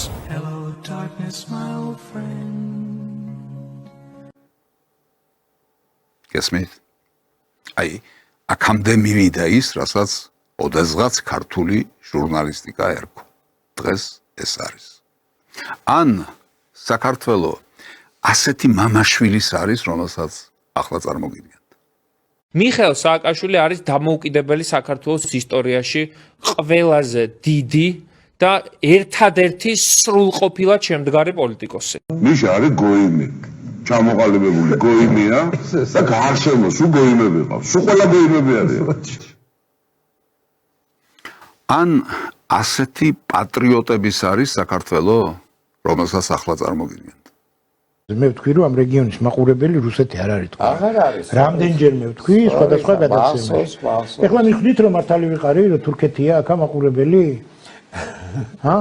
და თურქეთი რომ ამერიკის მიერ დანიშნული მაყურებელია, მაგასაც ხომ მიხვდით ყველანი. აზერბაიჯანის და სომხეთის პრეზიდენტები როგორ ხო, ეხლა რაც შეეხება რო აბორებთ რუსულ პროპაგანდას თურქ მესხებზე. არანაირი თურქები, მესხები არ არიან. მესხები არიან მუსულმანი მესხები. და ესენი არიან ჩვეულებრივი მესხები. ისევე როგორც მუსულმანები არიან აჭარლები, ისევე არიან ნაწილი მესხებისა მუსულმანები. ეხლა რაც შეეხება მათ მიღება არ მიღებას და დაბრუნებას. დიახ, უნდა დაბრუნდნენ. დიახ, უნდა დაბრუნდნენ ისინი, ვისაც ვიღაცები თურქ მესხებს უძახიან, მაგრამ სინამდვილეში არიან თურქები და სინამდვილეში ისინი თავის დროზე გაასახლეს ღალატის გამო. იმ ღალატის გამო, რომელსაც ისინი ჩადიოდნენ და კიდევ უფრო დიდ ღალატს აპირებდნენ. აი იმ თურქების ასეულ ათასობით უკან დაბრუნებას ითხოვს აი ეს პატრიოტი. ამათია საქართველო. და ბოლოს პირველ ადგილზე გასული ვიდეო, ეს კაცი პირველობას არასოდეს არავის არ უთმობს ფსიქიატრიის რენტგენში, აი როგორ აზროვნებენ და როგორ იმოქმედებენ ისინი, როდესაც ამისი შესაძლებლობა და საშუალება მიეცემათ. მე რომ მომწეს მაუზერი ვინმე მოეცა ჩემთვის. მე ყოფილიყავი. მე 20 საუკუნის 20 წლების დასაწყისში და ოთახში რო ყოფილიყო ჩემთან ერთად სერგო ორჯონიკიძე. ან ახლა რომ იყოს პუტინი ჩემს წინ. და მაუზერი რომელიც არც არასოდეს არ ჭერია ხელში და იარაღით სულ ორჯერ თუ სამჯერ დამიჭერია ხო? ხელში თოფი, სანადირო. და ახლობით ხო ვიცით როგორ და გამოჰკრა სასხლეც დიდი. მე სერგო ორჯონიკიძეს ვესროდი. ისევე როგორც პუტინს გულახდილად გეტყვით. დაუნდობლად ვესროდი, დავახლედი კიდეც ტყვიებს. მაგრამ მე ძალიან კეთილი ვარ და მხოლოდ ორი ადამიანი მყავს, შეიძლება მესამეც ვინმე. სტალინის ზებრი ასე ამოჩემებული. იგი სამი კაცი აგერ ჩვენ თვალწინ გაწირა სერგო ორჯონიკიძე, პუტინი და სტალინი. და სტალინის მსგავსი თუ არის კიდე ვინმე იმათაცო ზედ მივაყოლებდი. ახლა რომ თქვა ეს კაცი ტერორისტია მეთქი არ ვიქნები მართალი, იმიტომ რომ ტერორისტობას გამბედაობის მაღალი დონე უნდა. ეს ლაჩარია, ტიპიური ლაჩარი, მაგრამ ტერორიზმზე მეოცნებია.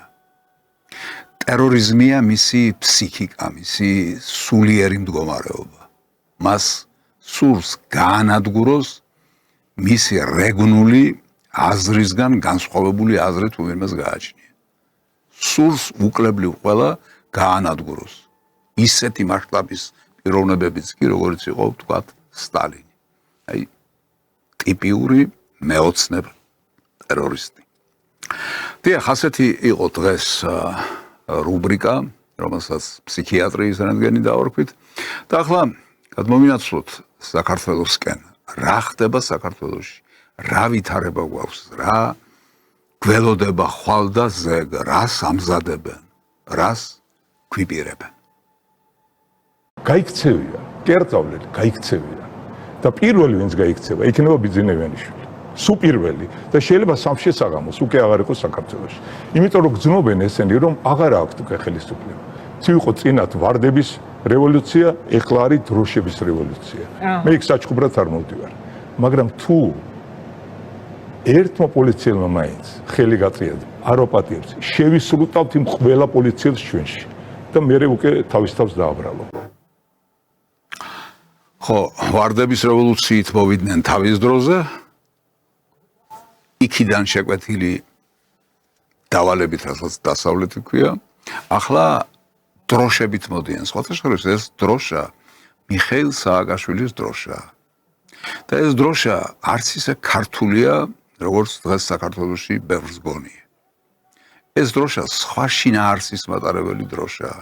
ამიტომ მე ძალიან გამიკვირდა, რომ ოდესღაც სააკაშვილის პარტიული დროშა, რომელიც მან მერე საქართველოს მოახვია თავს და საქართველოს სახელმწიფო დროშად გამოაცხადა, აი ამ ახალმა ძალამ, ქართულმა ოცნებამ, მას შემდეგ რაც ხელისუფლებაში მოვიდა, არ დასვა ეს საკითხი, არ დააყენა საერთოდ სიმბოლიკის საკითხი, რომელიც მოსაწესრიგებელი ერთნიშნულოვნად მოსაწესრიგებელია, იმიტომ რომ ძალიან ბევრი რამ არეულ-დარეულია, მაგრამ არ აღმოაჩნდა ქართულ ოცნებას ეს ძალა სამწუხაროდ.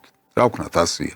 რაც შეეხება დროშას, ამ სიმბოლიკას და რაც შეეხება ვარდების რევოლუციას, ამასთან დაკავშირებით მინდა პატარა განმარტება წარმოგიდგინოთ. აც განსვენებული, უпроსორად აც მოკლული იმ რეჟიმის მიერ, რომელსაც ნაციონალების ხროვა და ნაციონალების რეჟიმი ერქვა, ფაშისტური რეჟიმი, გურამ შარაძე. წითელი ვარდები რო იცოდეთ, როზენკრეიცერების იუდეველთა მიერ ჯვრის ძლევის სიმბოლოა, ვინც ეს კარგად იცის მთელ სოფლიოში. ამიტომ ნუ გამოედევნებით მანდამაინც წითელ ვარდებს და თუ ვარდების სიყვარული გაქვთ, თეთრი ან ყვითელი ვარდი მაინც აირჩიეთ. წითელი ვარდები სიცხლის ღვრის ჯვრის ძლევის სიმბოლოა სოფლიოში და როზენკრეიცერების სიმბოლო გახლავთ.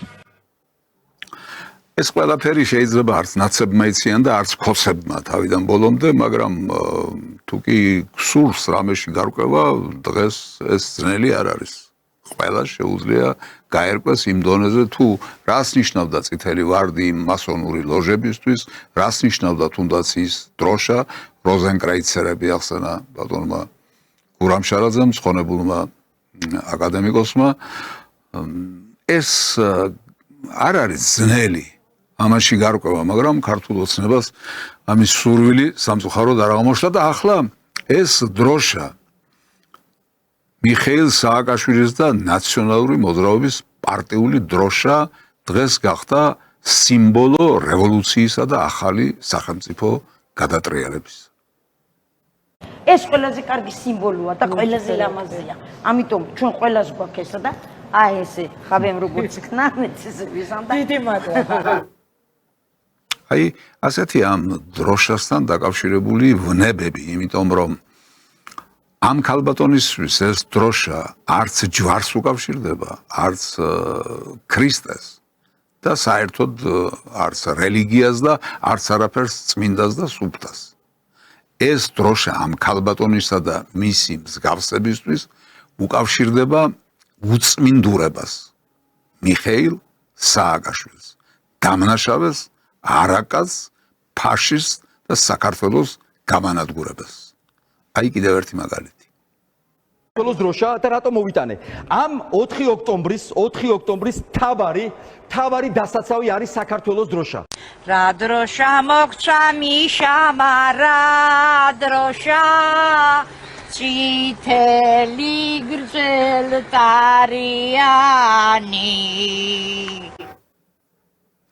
ვინ დგას ამ მოძრაობის უკან, ამ მიმართულების უკან, ამ ჩანაფიქრის უკან სახელმწიფო გადატრიალების მოსყობის შესახებ? ისევ ისინი, ვინც იდგნენ თავის დროზე 2003 წელს, როდესაც სააკაშვილი, შლეგი სააკაშვილი მოყავდათ თავის ხროვასთან ერთად. ისევ ისინი დგანან. დასავლეთი, მათი ელჩები, მათი წარმომადგენლები და ასე შემდეგ. ჩემს ნათქვამში ეჭვი შეგაგვდა, ეჭვი გეპარებათ, კი ბატონო, მაგრამ აგერ ქართული ოცნების ისეთი წარმომადგენელი, როგორც გახლავთ პარლამენტის თავმჯდომარე ბატონი პაპუაშვილი. გუშინ რაც ჩვენ ვიყიდეთ, ეს ორკების ძალადობა, ლანძღვა, წყევლა, ქალები, რომლებიც იგინებიან, სახელდაკარგული ადამიანი, ფაშისტური ყიჟინა, ეს ყველაფერი, რაც ვიყიდეთ გუშინ, აი ეს არის ზუსტად ის საქართველო, რომელიც უნდა გერმანიის ელჩმა ნახოს აქ. აი ეს არის გერმანიის ელჩის სანატრელი საქართველო და ეს არის სახე. აი ეს არის სინამდვილეში, რაც უნდათ რომ საქართველოში დაატრიალოს. გერმანიის ელჩს ახლა აქვს შესაძლებლობა. ან თქვას რომ ის ემიჯნება, არ იცოდა ვისთან ქონდა საქმე, ან მაშინ ჩვენ ჩავთვლით, რომ ეს არის მიზანმიმართული მხარდაჭერა ექსტრემისტული ჯგუფებისა, რომლებიც ადამიანის დეჰუმანიზებას ეწევიან. მას აქვს შესაძლებლობა გადახარშოს, ჩამოყალიბდეს, გაემიჯნოს. არ გაემიჯნება, ესე იგი ის არის თანამონაწილე აი ამ ორკების ძალადად. აი ასეთი გახლავთ დამოკიდებულება პარლამენტის თავმჯდომარის. და ეს უსაფუძვლო ხომ არ არის? ეს ციდან ხომ არ ჩამოვარდნილა? ეს უცებ ხომ არ დაესიზბრა ხომ არ მოელანდა ბატონ პაპუაშვილს. ეს ყველაფერი რეალობაა ჩვენს თვალწინ ხდება, ასე იქცევიან დასავლეთის წარმომადგენლები, ოფიციალური წარმომადგენლები, რომლებსაც სურთ საქართველოში არევდარევის სახელმწიფო გადატრიალების და უბედურების მოწყობა. ახლა მინდა ამ გადაცემას ოდნავ შეუცვალო მიმართულება სხვა რაკურსით შეგახედოთ მოვლენებისადმი. მაგალითად, ნახეთ ერთ-ერთი ასეთი წარდგენა, ამ მომავალ არჩევნებთან დაკავშირებით ერთ-ერთი კანდიდატისა, ეს გახლავთ ბატონი კახა კალაძე, წარმდგენელი არის ბატონი კახა კალაძე. ლუკა ძაძამია. ლუკაც ჩვენი გუნდის ახალგაზრდა წევრია. სამართალმცოდნე, სამგზის სახელმწიფო სტიპენდიანტი. მას აქვს გავლილი კარგი იურიდიული პრაქტიკა სხვადასხვა იურიდიულ კომპანიასა და საერთაშორისო ორგანიზაციაში. აი ასეთი გახლავთ ეს წარდგენა. კი ბატონო, რას ვერჩით ამ ახალგაზრდა კაცს, თუ კი ისეთია, როგორი დახასიათებას მისცეს, თუ კი რაღაცით წარმოჩენილია, რაღაცა საფუძველი არსებობს იმისა, რომ ის ხალხი რჩეული გახდეს და ასე შემდეგ. მაშინ რა გვაქვს მასთან საწინააღმდეგო, მაგრამ ახლა ვნახოთ ვინ არის სინამდვილეში და რეალობაში ეს კაცი. ის თაობა, რომელსაც იბრძოდნენ, იგივე საქმეს აგრძელებს. ისე ვიბრძვის თავისუფლებისთვის, ისე ვიბრძვის თავისუფალი გამოხატულებისთვის და არ ვიცი, უკვე სირცხვილი არის, რომ ეს მესამე თაობაზე გადადის ეს ბრძოლა. ძალიან დიდი მადლობა. მე მინდა რომ ისევ გავესწავლო. აი ეს კაცი გუშინ თურმე იდგა ნაციონალური ხროვის მიერ მოწყობილ აი ამ დემონსტრაციებზე, სადაც ისინი სახელმწიფო გადატრიალებას გეგმავენ და ამზადებენ, დღეს არის დეპუტატობის კანდიდატი. ქართული ოცნების მიერ წარმოდგენილი. რა არის ეს შეცდომა? თუ რაღაცა ჩანაფიქრია ამაში. სხვათა შორის დღეს შემთხვევით მოვკარი თვალი, ეს კაცი აი ეს ახალგაზრდა მაწვილი აცხადებს, რომ მეო მაშინო შევცდიო, ახალგაზრდა კაცის შეცდენაო, არც ისე ადვილიაო და ამიტომ გამოსწორების გზას დავადექიო და ეს აღიარება თუ ახსარება ქართული ოცნებისთვის რა ბაჯაღლო ჭეშმარიტება გახდა, რატო ეძებთ მაინც და მაინც იქ მომხრეებს, სადაც შეცდენილები და შეცდომილები არიან. რა დაილია ქვეყანაზე ხალხი, წესიერი ხალხი, მოფიქრალი ხალხი, დაკვირვებული ხალხი, დინჯი ხალხი, ახალგაზრდები თუნდაც. რატომ აკეთებთ და რატომ მუშვებთ საკადრო შეცდომებს ასე ჯიქურ, ასე მონდომებით? თითქოს ძალიან გსურთ, რომ საკადრო შეცდომების გზით იაროთ და ძალიან გსურთ, რომ თქვენს წინააღმდეგ განაწყოთ ის ნაწილით საზოგადოებისა, რომელიც ჯერ კიდევ გიჭერთ მხარს. გასაკვირია, გასაოცარია პირდაპირ და მე არ ვიცი ახლა რაღაცნაირად მინდა ბატონ ბიძინას დაველაპარაკო. ბატონ ბიძინა ივანიშვილს. არა მარტო იმის გამო, რაც ახლა ვნახეთ ჩვენ ვიღაც ყმაწვილი წარადგინეს, სადღაც ეს არ არის დიდი პრობლემა. ზოგადად არის პრობლემა, მაგრამ ეს კონკრეტიკა არ არის დიდი პრობლემა. მაგრამ ქვეყანაში ძალიან ბევრ რამეს ვხედავთ. საკადრო ცვლილებებს, დაუსაბუთებელს, გაუმართლებელს, არ გვეუბნებიან რატომ და რისთვის კეთდება ეს ამბავი. ძალოვან სტრუქტურებში, უშიშროებაში, შინაგან საქმეთა სამინისტროში, სხვაგან და სხვაგან. ახსნას არ გვაძლევენ. და რა ეს ახსნა საჭირო არ არის? მე მაინტერესებს, ბატონო ბიძინა, თქვენთან არის ეს საკითხები შეთანხმებული თუ თქვენს ზურგს უკან ხდება ეს ამბები. იქნებ უფრო უარესი გჭირს, ვიდრე საკადრო შეცდომებია. საკადრო შეცდომები თქვენ უამრავი მოგსვლიათ. ისეთი, რომელიც არ უნდა მოგსვლოდათ, მაგრამ მოგსვლიათ. მაგრამ უარესი ხომ არ გჭირს. ეს საკადრო შეცდომა კი არა, იქნებ სხვა რამეა, უფრო დიდი უბედურებაა, რომელიც არ ვიცით, რომელსაც გვინდა ჩავწვდეთ, მაგრამ თქვენ სად ბრძანდებით? საქართველოში ხართ? თბილისში ხართ? ხომ შეიძლება ერთხელ მაინც დაგვენახოთ და გვითხრათ, რასთან გვაქვს საქმე? ბოლოს თქვენ ხომ მართველი პარტიის თავკაცი ბრძანდებით, საპატიო თავმჯდომარე. თქვენ სირგვლივ ტრიალებს დღეს საქართველოში ყველაფერი და ჩვენ გვინდა რომ თქვენ იყოთ პასუხისმგებელი იმ პროცესებზე რომელიც იმდინარეობს საქართველოში იმიტომ რომ თქვენ გენდობით სხვაზე მეტად სხვებზე მეტად დანარჩენებზე მეტად ამ დროს ისეთი გამოსტილი კადრები თქვენი ერთგული კადრები როგორც იყო მაგალითად ღარიბაშვილი მაგალითად გომელაური მაგალითად ლილუაშვილი და სხვები უცებ მიდიან სადღაც ისე რა დავიღალეთ და წავედით თუ ამბობენ მაგრამ ჩვენ ხომ ვიცით რომ ეს ასე არ ხდება ამის უკან რაღაცა იმალება და ამ რაღაცაში გარკვევა ფსურს ამიტომ მინდა მოგმართოთ თქვენ რომ გაგვარკვიეთ რა არის და რა ხდება აი თუნდაც დღევანდელი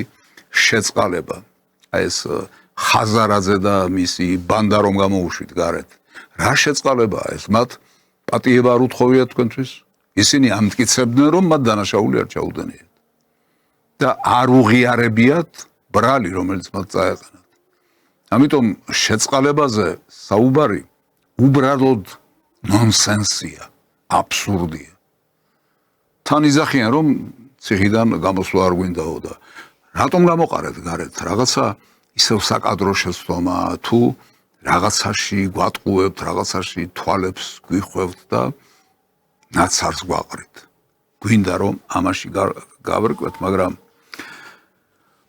დღეს ვიდრე ამ საუბარს განვაგრძობდე მინდა შემოგთავაზოთ საარქივო მასალა ეს ჩემი გადაცემიდან ამოღებული ფრაგმენტებია რომელიც 7 წლის წინანდელია 7 წლის წინ ამ თემებთან ამ საკითხებთან დაკავშირებით მე თქვენთან საუბარი მქონია და ეხლა მინდა ერთი პატარა ფრაგმენტი შემოგთავაზოთ ბატონო ბიზინა როგორ ფიქრობთ აი ამ პრობლემების მქონე სახელმწიფოში კურსის ცვლილებაზე საგარეო ვექტორის ცვლილებაზე ფიქრი საჭიროა თუ არა თუ გავაგზავნოთ ყველაფერი ისე როგორც აქამდე ვაკეთებდით და შედეგად მივიღოთ ის რაც უკვე გვაქვს მიღებული თანაც გაგრძელებებით ანუ გაცილებით უფრო რთულ მდგომარეობამდე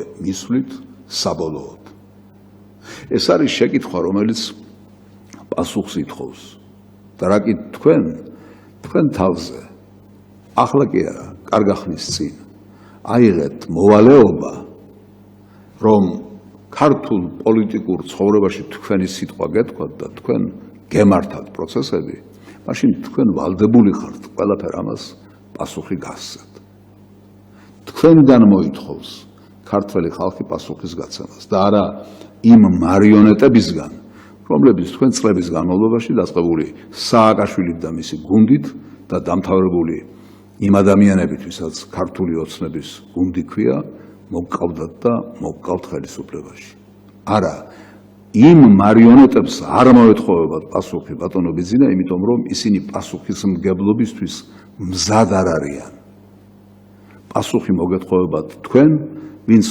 ყველაფერ ამის ხან წინ დგახართ ხან უკან დგახართ ხან გვერდით დგახართ მაგრამ მთელ ამ პროცესებს მართავთ მე თქვენ წინა გადაცემაში გითხარით იმასთან დაკავშირებით თუ როგორია დამოკიდებულება თქვენს ყოფილ მეგობრებს რომლებიც მერე მტრებად იქცევიან ხოლმე ეს ხან თქვენი ბრალია ალბათ ხან იმათი ბრალია მაგრამ ეს რეალობაა რომ ეს ასე ხდება მე მოვიყვანე მაგალითები წინა გადაცემაში როდესაც თქვენ ჯერ აქებთ რომელიღაც პოლიტიკურ ძალას და მის წარმომადგენლებს ხოლო შემდეგ უკიდურესად აკრიტიკებთ და ასე ვთქვათ ქარს ატანთ ახლა მინდა პირიქით პროცესებიც განახოთ აი მაგალითად ერთ-ერთი პერსონა ალასანია აი როგორ ალაპარაკდა ის თქვენთან დაკავშირებით მას შემდეგ რაც თქვენს გუნდს მიღმა აღმოჩნდა მისი ნებით მისი ბრალით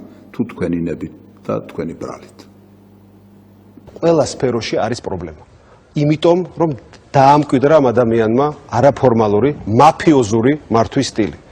ეს არის მიუღებელი საზოგადოების დიდი უმრავლესობისთვის, მაფიოზობას აქ ის შედეგით ვერ დაასრულებს და მე კიდევ უთხარი კიდევაც. ღიად თქვი უფრო სწორედ, რომ უფრო რთულად მოუბრუნდება მას სასამართლოში ესეთი ჩარევა, ვიდრე ეს მოუბრუნდა თავად სააკაშვილს. მათ მართვის სტილში განსხვავებას მე ვეღარ ვხედა. წინა გადაცემაშიც გითხეთ ბატონო ბიზინა და ახლაც მინდა გითხოთ, რით მოგხიბლად ცერეუს ამ ერთ-ერთმა რიგითმა აგენტმა. რით მოგხიბლად ისე რომ ამ ალასანიას გადაეგიდეთ, აღარ ეშვებოდით და აფინანსებდით და რა ვიცი კიდევ ხან პრეზიდენტად გვისახავდით და ხან საერთოდ რაღაც განუმეორებელ გმირად და რაინდად. ეს რა თქმა უნდა თქვენი დიდი შესწავლა გახლავთ, მაგრამ საბედნიეროდ ისინი ძალიან ხშირად და ძალიან ჩქარა ავლენენ ხოლმე თავიანთ თავს და ავლენენ იმას, რაც სინამდვილეში არიან. მე მგონი თქვენ ახლა უკვე იცით, ვინ არის ალასანია, მაგრამ თქვენამდე იცოდა ეს ხალხმა და თქვენ ვალდებული იყავით, რომ ეს გაცილებით უფრო ადრე გწოდნოდათ. მაგალითად, როგორი იყო თქვენი დამოკიდებულება რესპუბლიკური პარტიის მიმართ, როდესაც ის პირველ დასაყრდენ ძალად გამოაცხადეთ და მთელი ქვეყნისთვის საძულველი პერსონები გვერდით დაიყენეთ საქართველოს გადარჩენის საქმეში. რით დამთავრდა ეს ყველაფერი? ყველა მიცის უკვე, მაგრამ აი ერთი კონკრეტული მაგალითი. ძმები ბერძენიშვილი, ძმა ნომერი 1. მე არასოდეს არ უსმენ ბიზინა ივანიშვილის გამოსვლებს, იმიტომ რომ ეს დროის დაკარგვად მიმაჩნია, იმიტომ რომ ძალიან ბევრი წყალი არის ამ ამბებში. მართალი გითხრათ, მე ასეთი გზნობა, რომ რახან ყველაზე მდიდარია, ამიტომ აუცილებლად უნდა მოусმინოთ, ასეთი განცდა არ მაქვს. არ მინდა ჩვენი მაყურებლებისა და მსმენელების ყურადღება მოვასწირო ამ ცოდვილი სულის გამონათქვამების მოსმენით და ყურებით, მაგრამ თქვენ ხომ გახსოვთ ბატონო ბიზინა, რას ბუტპუტებდა და რას ლუღლუღებდა ეს კაცი თქვენთან დაკავშირებით. მანამდე ვიდრე თქვენგან რაღაცას გამოველოდა, მაგრამ როგორც კი შეწყდა ეს ყველაფერი, მაშინვე ალაპარაკდა აი ასე. ეს არის მათი ზნეობრივი სახე. ეს არის მათი პოზიცია, არა მარტო მეგობრის მიმართ, არა მარტო ამ კონკრეტულ შემთხვევაში თქვენს მიმართ, არამედ საკუთარი ხალხის მიმართ და საკუთარი სამშობლოს მიმართ. ბერძენიშვილები, ძმა ნომერი 2. ნუ ახლა დაბრუნდა, თუმცა რა თქმა უნდა, როცა პარტიის დამფუძნებელი წლების შემდეგ რაღაცა გამოცვლილი თასმებივით პრემიერ-მინისტრი პარტიის თავმჯდომარეების შემდეგ ბრუნდება პარტიის ხელმძღვანელად ბრეჟნევივით, ბრეჟნევსაც არ ქონდა მთავრობის ხელმძღვანელის პოსტი და არც პრეზიდიუმის თავმჯდომარის პოსტი, არც პრემიერი იყო, არც პრეზიდენტი. იყო ერთადერთი და განუმეორებელი საბჭოთა კომუნისტური პარტიის ხელმძღვანელი და ბიზინაც იქნება საბჭოთა კავშირის მაგვარი საქართველოს კომპარტიის, ანუ დღევანდელი ქართული ოცნების პარტიის ხელმძღვანელი, ის ცუდად დაამთავრებს, როგორც ჩანს. ამ კაცს რომ არ წვენია, ეს გასაგებია და ჩანს აქედანაც, მაგრამ თქვენ არ გწვენიათ ბატონო ბიზინა. მე მგონი თქვენც უნდა შეგწყვეტ აი იმ თანამშრომლობისთვის, რომელიც აი ამ ხალხთან ერთად გქონდათ და გაკავშირებდათ. იმიტომ რომ არ შეიძლება ამ ხალხზე დაყრდნობით, ამ ხალხის გვერდით დაყენებით საქვეყნო საქმე გაკეთდეს. არ შეიძლება, შეუძლებელია, გამორიცხულია. ამას მაშინ რომ ვერ ხვდებოდით, იმიტომ უნდა გწვენოდეთ და ახლა თუ მივხვდით, ეს უკვე რაღაცა პოზიტივს ნიშნავს, რა თქმა უნდა. რატომ გავიხსენე 7 წლის წინანდელი ეს ნათქვამი და ეს მიმართვა ბატონ ბიზინა ივანიშვილისადმი. დაძველდა ეს ამბავი, ყველა ვიცით რა იყო, როგორ იყო, ამიტომ რა საჭიროა დღეს ამაზე საუბარი. მხოლოდ და მხოლოდ ერთი რამის გამო. კიდევ ახალ უბედურებაში არ გავახვიოთ. საკადრო შეცდომებთან დაკავშირებით და შეცდომების გამო. ისევ ხომ არ გვემართება რაღაცა დიდი უბედურება. ისე იმ გადაცემაში, საიდანაც ახლა ფრაგმენტი გაჩვენეთ, მე მილაპარაკია იმის შესახებაც, რომ არსებობენ ძალები, რომლებსაც თქვენ მოერევით და დაამარცხებთ, მაგრამ არსებობენ ძალები, რომელთა მორევა და დამარცხება თქვენ გაგიჭირდებათ. ბატონო ბიზინა, ამ ქვეყნად არიან ძალები, რომლებსაც თქვენ მოერევით, იმიტომ რომ თქვენ რესურსი გაქვთ დიდი ამისათვის და ხალხის ნდობაც ჯერ კიდევ საკმარისი გაქვთ იმისათვის, რომ გარკვეულ ძალებს მოერიოთ. მაგრამ ამ ქვეყანაში არიან ძალები, რომლებსაც თქვენ ვერ მოერევით. იმიტომ რომ მათ უკან გაცილებით უფრო დიდი რესურსის მქონე ძალები დგანან და სახელმწიფოები დგანან. ეს აუცილებლად უნდა გაითვალისწინოთ და ცოტა მოგვიანებით გეტყვით, რატომ უნდა გაითვალისწინოთ ეს. მე გითხარით, რომ არიან ძალები, რომლებსაც თქვენ მოერევით უმარტივესად. მაგალითად, თქვენ შეგიძლიათ, რომ ელემენტარულად თითები გაატკაცუნოთ და კაცი, რომელსაც პირველი პირი ქვია, აღარ იქნება. დღეს მივიღე გადაწყვეტილება დავტოვო პრემიერ-მინისტრის თანამდებობა. აი ასე ბატონო ბიზინა, უმარტივესად ხდება ეს ყველაფერი. ითხარით მე თქვენი თითის დატკაცუნება და შეიძლება ესაც არ იყოს საჭირო. წარბის აწევაც კი საკმარისია იმისათვის, რომ ისინი, ვინც განაგებენ, ვითომ განაგებენ საქართველოს, მეორე წუთს აღარ იყვნენ. აი თქვათ ასე. ხედავ გუნდში განწყობებს და რა თქმა უნდა მივიღე ის გადაწყვეტილება, რომელიც ჩემს სიტუაციაში უნდა მიეღო ნებისმიერი გუნდის ხელმძღვანელს. მე ვტოვებ დღეს ჩემს თანამდებობას. აი ასე ბატონო ბიზინა. ეს მარტივად მოსავლელი საქმეა. მაგრამ არიან ძალები, რომლებსაც თქვენ ვერ მოერევით. რომლებიც ის ავთვისებიანი სიმსივნეა, თუ არ ამოკვეთე, აუცილებლად ორგანიზმს რო დაყუპავს. დროზე თუ არ ამოკვეთე. მაგრამ შეძლებთ თუ არ ამოკვეთას, ეს მეორე საკითხია.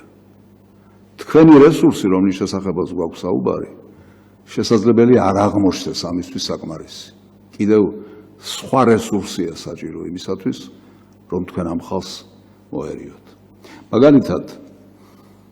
მაგალითად, საქართველოში არსებობენ ეგრეთ წოდებული არასამთავრობოები, რომლებიც თქვენ მიუხედავად იმისა, რომ მათთვის ბევრი არაფერი დაგიშავებიათ, აგიჯანყდნენ და ამაშიც გამოჩნდა როგორია ურთიერთობა თქვენ შორის.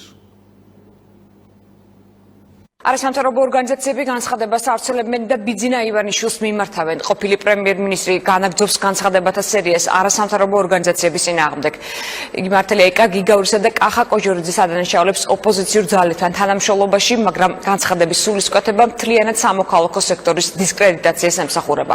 მიუხედავად იმისა, რომ ბიძინა ივანიშვილის მტკიცება დაუსაბუთებელია, მან შესაძლოა წაახალისოს სხვა პირები, განსაკუთრებით ხელისუფლების წარმომადგენლები, გამოიყენონ იგივე რიტორიკა არასამთავრობო ორგანიზაციების მიმართ.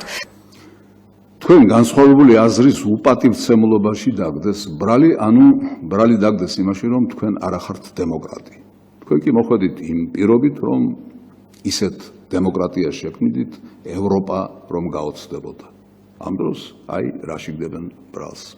ესენი ერთი ძირიც მატარებლები კი არიან, ერთი წერტილიდან კი იმართებიან, მაგრამ მათ მრავალი საცეცი და მრავალი განშტოება აქვთ. მაგალითად ასეთი.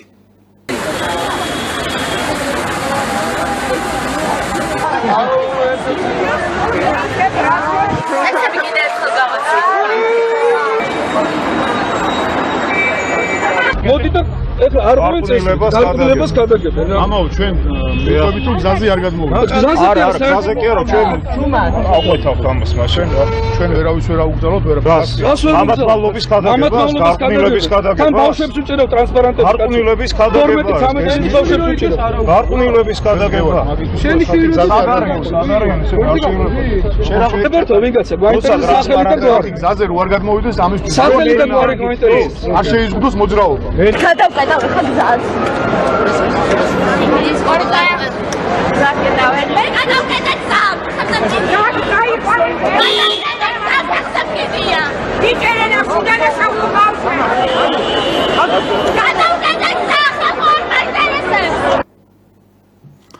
ეს უბედურება, ეს გარყვნილება, ცნობიერების ეს წაშლა თვითონ კი არ გაჩნდა.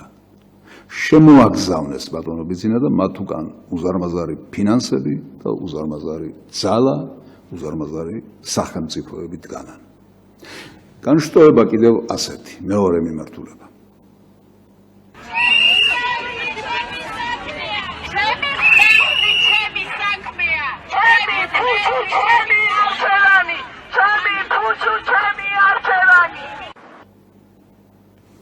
შემზარავია ხომ? ამაზრზენია და წარღვნის მომასწავლებელია. მაგრამ სამწუხაროდ ჩვენი რეალობა. აი კიდევ ერთი ასეთი მიმართულება. ხი პარალელური აქცია დედაქალაქსა და რეგიონებში მარიხუანის დეკრიმინალიზაციის მოთხოვნით. შეამსუბუქე მუხლები ამ მოწოდებით საზოგადოება კამპანიას განაგრძობს. აქციის მონაწილეები ხელისუფლებას ნარკოპოლიტიკის გადახედვისკენ მოუწოდებენ და სისხლის სამართლის კოდექსის შესაბამისი მუხლების შემსუბუქებას ითხოვენ.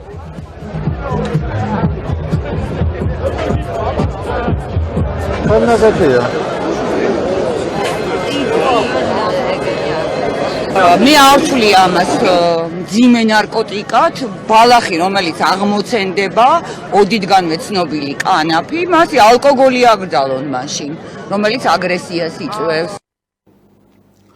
ბატონო ბიძინა, ხომ არ გგონიათ, რომ გაატკაცუნებთ თითებს და ღარიბაშვილივით და კვირიკაშვილივით გაქრება ეს ხალხი? არა ბატონო, ძორასაც ვერ უზამთ, ფეხსაც ვერ მოაცვლევინებთ. აი ეს რაც მithქვამს 7 წლის წინ და ახლაც მინდა იგივე გავიმეორო.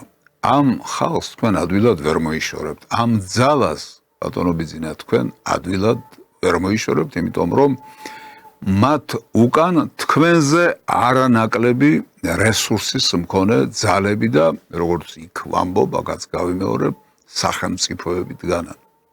ამიტომ მათ მიმართულებები არ დაელევათ. და ახლა ვიტყვი ამ გადაცემაში ყველაზე მნიშვნელოვან წინადადებას. ისევ თქვენ მოგმართავთ ბატონო ბიძინა. თქვენს გუნდში ხომ არ ხდება რამე ისეთი, რომელიც შესაძლებელია თქვენთვისაც დამღუპველი აღმოჩნდეს და ჩვენი ქვეყნისთვისაც. თქვენს გუნდში ხომ არ ხდება რამე ასეთი. ამ გადაცემას თქვენ ნახავთ თუ არ ნახავთ, მე არ ვიცი, მაგრამ ვიღაცა ამბავს მაინც მოგიტანთ და მე მინდა გთხოვოთ, რომ ამ მიმართულებით დაფიქრდეთ. ახლა მინდა გაგაცნოთ ერთი წერილი, რომელიც ეკუთვნის პრეზიდენტ ყაველაშვილს და რომელიც მან მიწერა ამერიკის შეერთებული შტატების პრეზიდენტ დონალდ ტრამპს.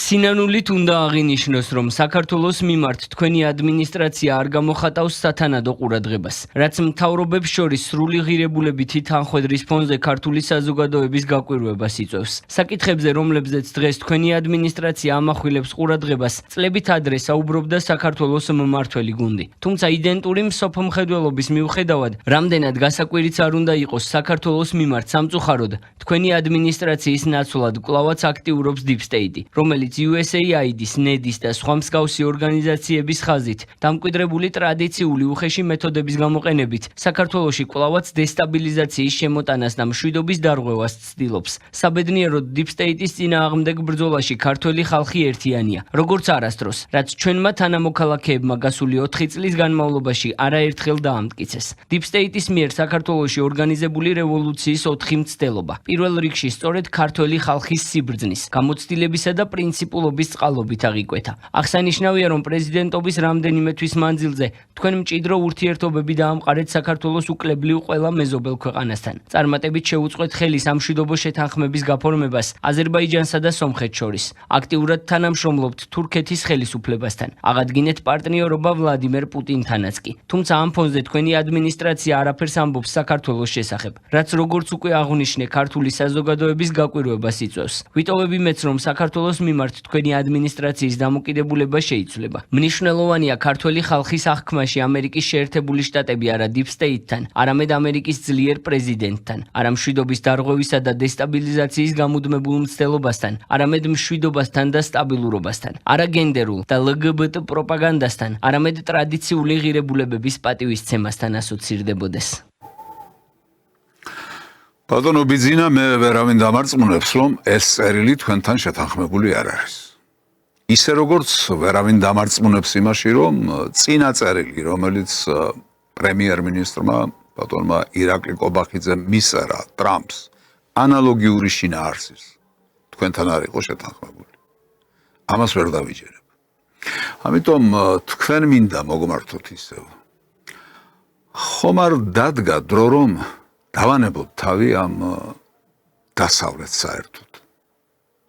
ხომ არ შეიქმნა ის ვითარება, რომ სხვა მიმართულებით გავიხედოთ, თუნდაც ჩინეთის მოვლენები და პროცესები. ხომ არ არის ის ფაქტორი, რომელმაც უნდა დაგვაფიქროს და ორიენტაციის შეცვლასთან დაკავშირებით რაღაცა გადაწყვეტილება მიგვაყებინოს. საგარეო ორიენტაციაზე მაქვს საუბარი. და აქვე მინდა შემოგთავაზოთ კიდევ ერთი ბოლო ფრაგმენტი იმავე გადაცემიდან, საიდანაც ფრაგმენტებს გიჩვენებთ. ბატონო ბიძინა, პრობლემა მრავალია, უამრავია, მაგრამ ყველა ეს პრობლემა ერთ საერთო მნიშვნელამდე დაიყვანება. რაც შემდეგში მდგომარეობს. აუცილებელია, გარდაუვალია ამერიკის შეერთებული შტატებიდან და დასავლეთიდან შემოbrunება რუსეთისაგან. საქართველო აუცილებლად უნდა გახდეს რუსეთის სამხედრო სტრატეგიული პარტნიორი. სხვა გზა, სხვა ხსნა საქართველოს არ გააჩნია. 7 წლის წინაც მithქვამს ის, რასაც 30 წლის წინათ ვამბობდი. და დღესაც მინდა გავიმეორო ის, რაც ისტორიული ჭეშმარიტებაა. და რომელსაც ყოველდღიურობა ადასტურებს. პროცესები, რომელიც მსოფლიოში მიმდინარეობს, პოლიტიკური, ეკონომიკური, გეოპოლიტიკური თუ სხვა. ყველაფერი ეს ერთად აღებული ადასტურებს იმას, რაც 7 წლის წინ მithქვამს და კიდევ ერთხელ გავიმეორებ, რასაც 30 წლის წინაც ვამბობდი. რომ ჩვენ რუსეთთან უნდა ვეძებოთ კავშირები. რუსეთთან სტრატეგიული პარტნიორობის გარეშე. საქართველო ვერასოდეს გადაწყვეტს ტერიტორიული მთლიანობის საკითხს. ყველაფერს რომ თავი დავანებოთ. სხვა პროცესებს აღარ ჩამოვთვლი, მაგრამ დადგა დრო, როდესაც უნდა გავაცნობიეროთ, რომ ის გზა, რასაც 35 წელიწადია ჯიუტად ვადგავართ და რაც კონსტიტუციაში თქვენი გუნდის მიერ არის დაფიქსირებული, ევროკავშირი და ნატო არის სიცრუე, არის ფიქცია, არის ბლეფი.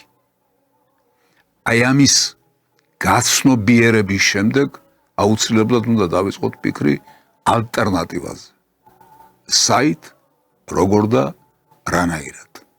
უკვე გითხარით, ჩვენ ერთადერთი ისტორიული გზა გვაქვს, ეს არის მართლმადიდებლობა, ეს არის მართლმადიდებელი კულტურა, რომელიც სუბსტანციური მნიშვნელობის მოვლენაა საქართველოსთვის.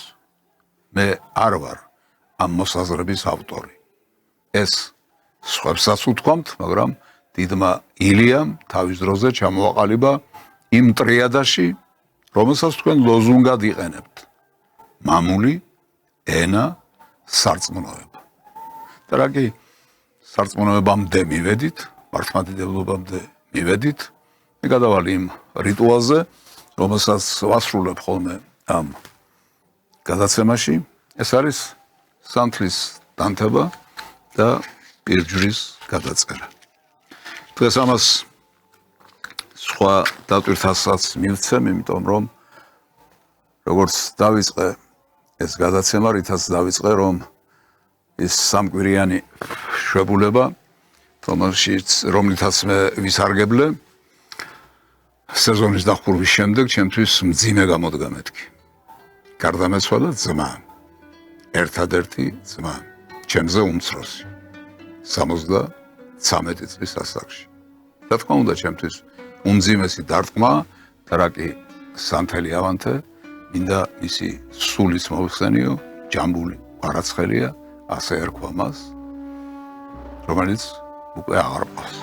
გადავიწერ პირჯვარს და გთხოვთ, რომ თქვენც გაიმეოროთ იგივე და გაიხსენოთ ის ადამიანები, რომლებიც თქვენი ბაგეთაგან შენდობას და თქვენი ხელიდან სანთის ანთებას ითხოვენ. გარდა ამისა, მინდა დავასრულო ეს გადაცემა იმითი, რა აზრსაც ავითარებდი, რომ მართლმადიდებლობა არის ის, რისკენაც ჩვენ უნდა ვისწრაფოდეთ, ისე როგორც ამ გადაცემის დასასრულს, აი ეს ანგელოზი იემართება ეკლესიისკენ, ტაძრისკენ, მისთვის ძნელად გადასალახავ ბარიერს გასაოცარი გულმოდგინებით და მონდომებით ძლევს, რათა მიუახლოვდეს ჭეშმარიტებას, სიყვარულს, სიკეთეს და იხილოს ის, რასაც ანთებული სანთლები ქვია. აი ამ გზით უნდა ვიაროთ. ეს არის ჩვენი მომავალი. აი თითქმის ყველაფერი ის, რის თქმაც დღეს თქვენთვის მინდოდა. ამით დავასრულებ და დაგემშვიდობებით იმ იმედით, რომ მომავალ პარასხევს საღამოს 7 საათზე ისევ შევხვდებით ერთმანეთს გადაცემაში სპეციალური გამოშვებით. ნახვამდის.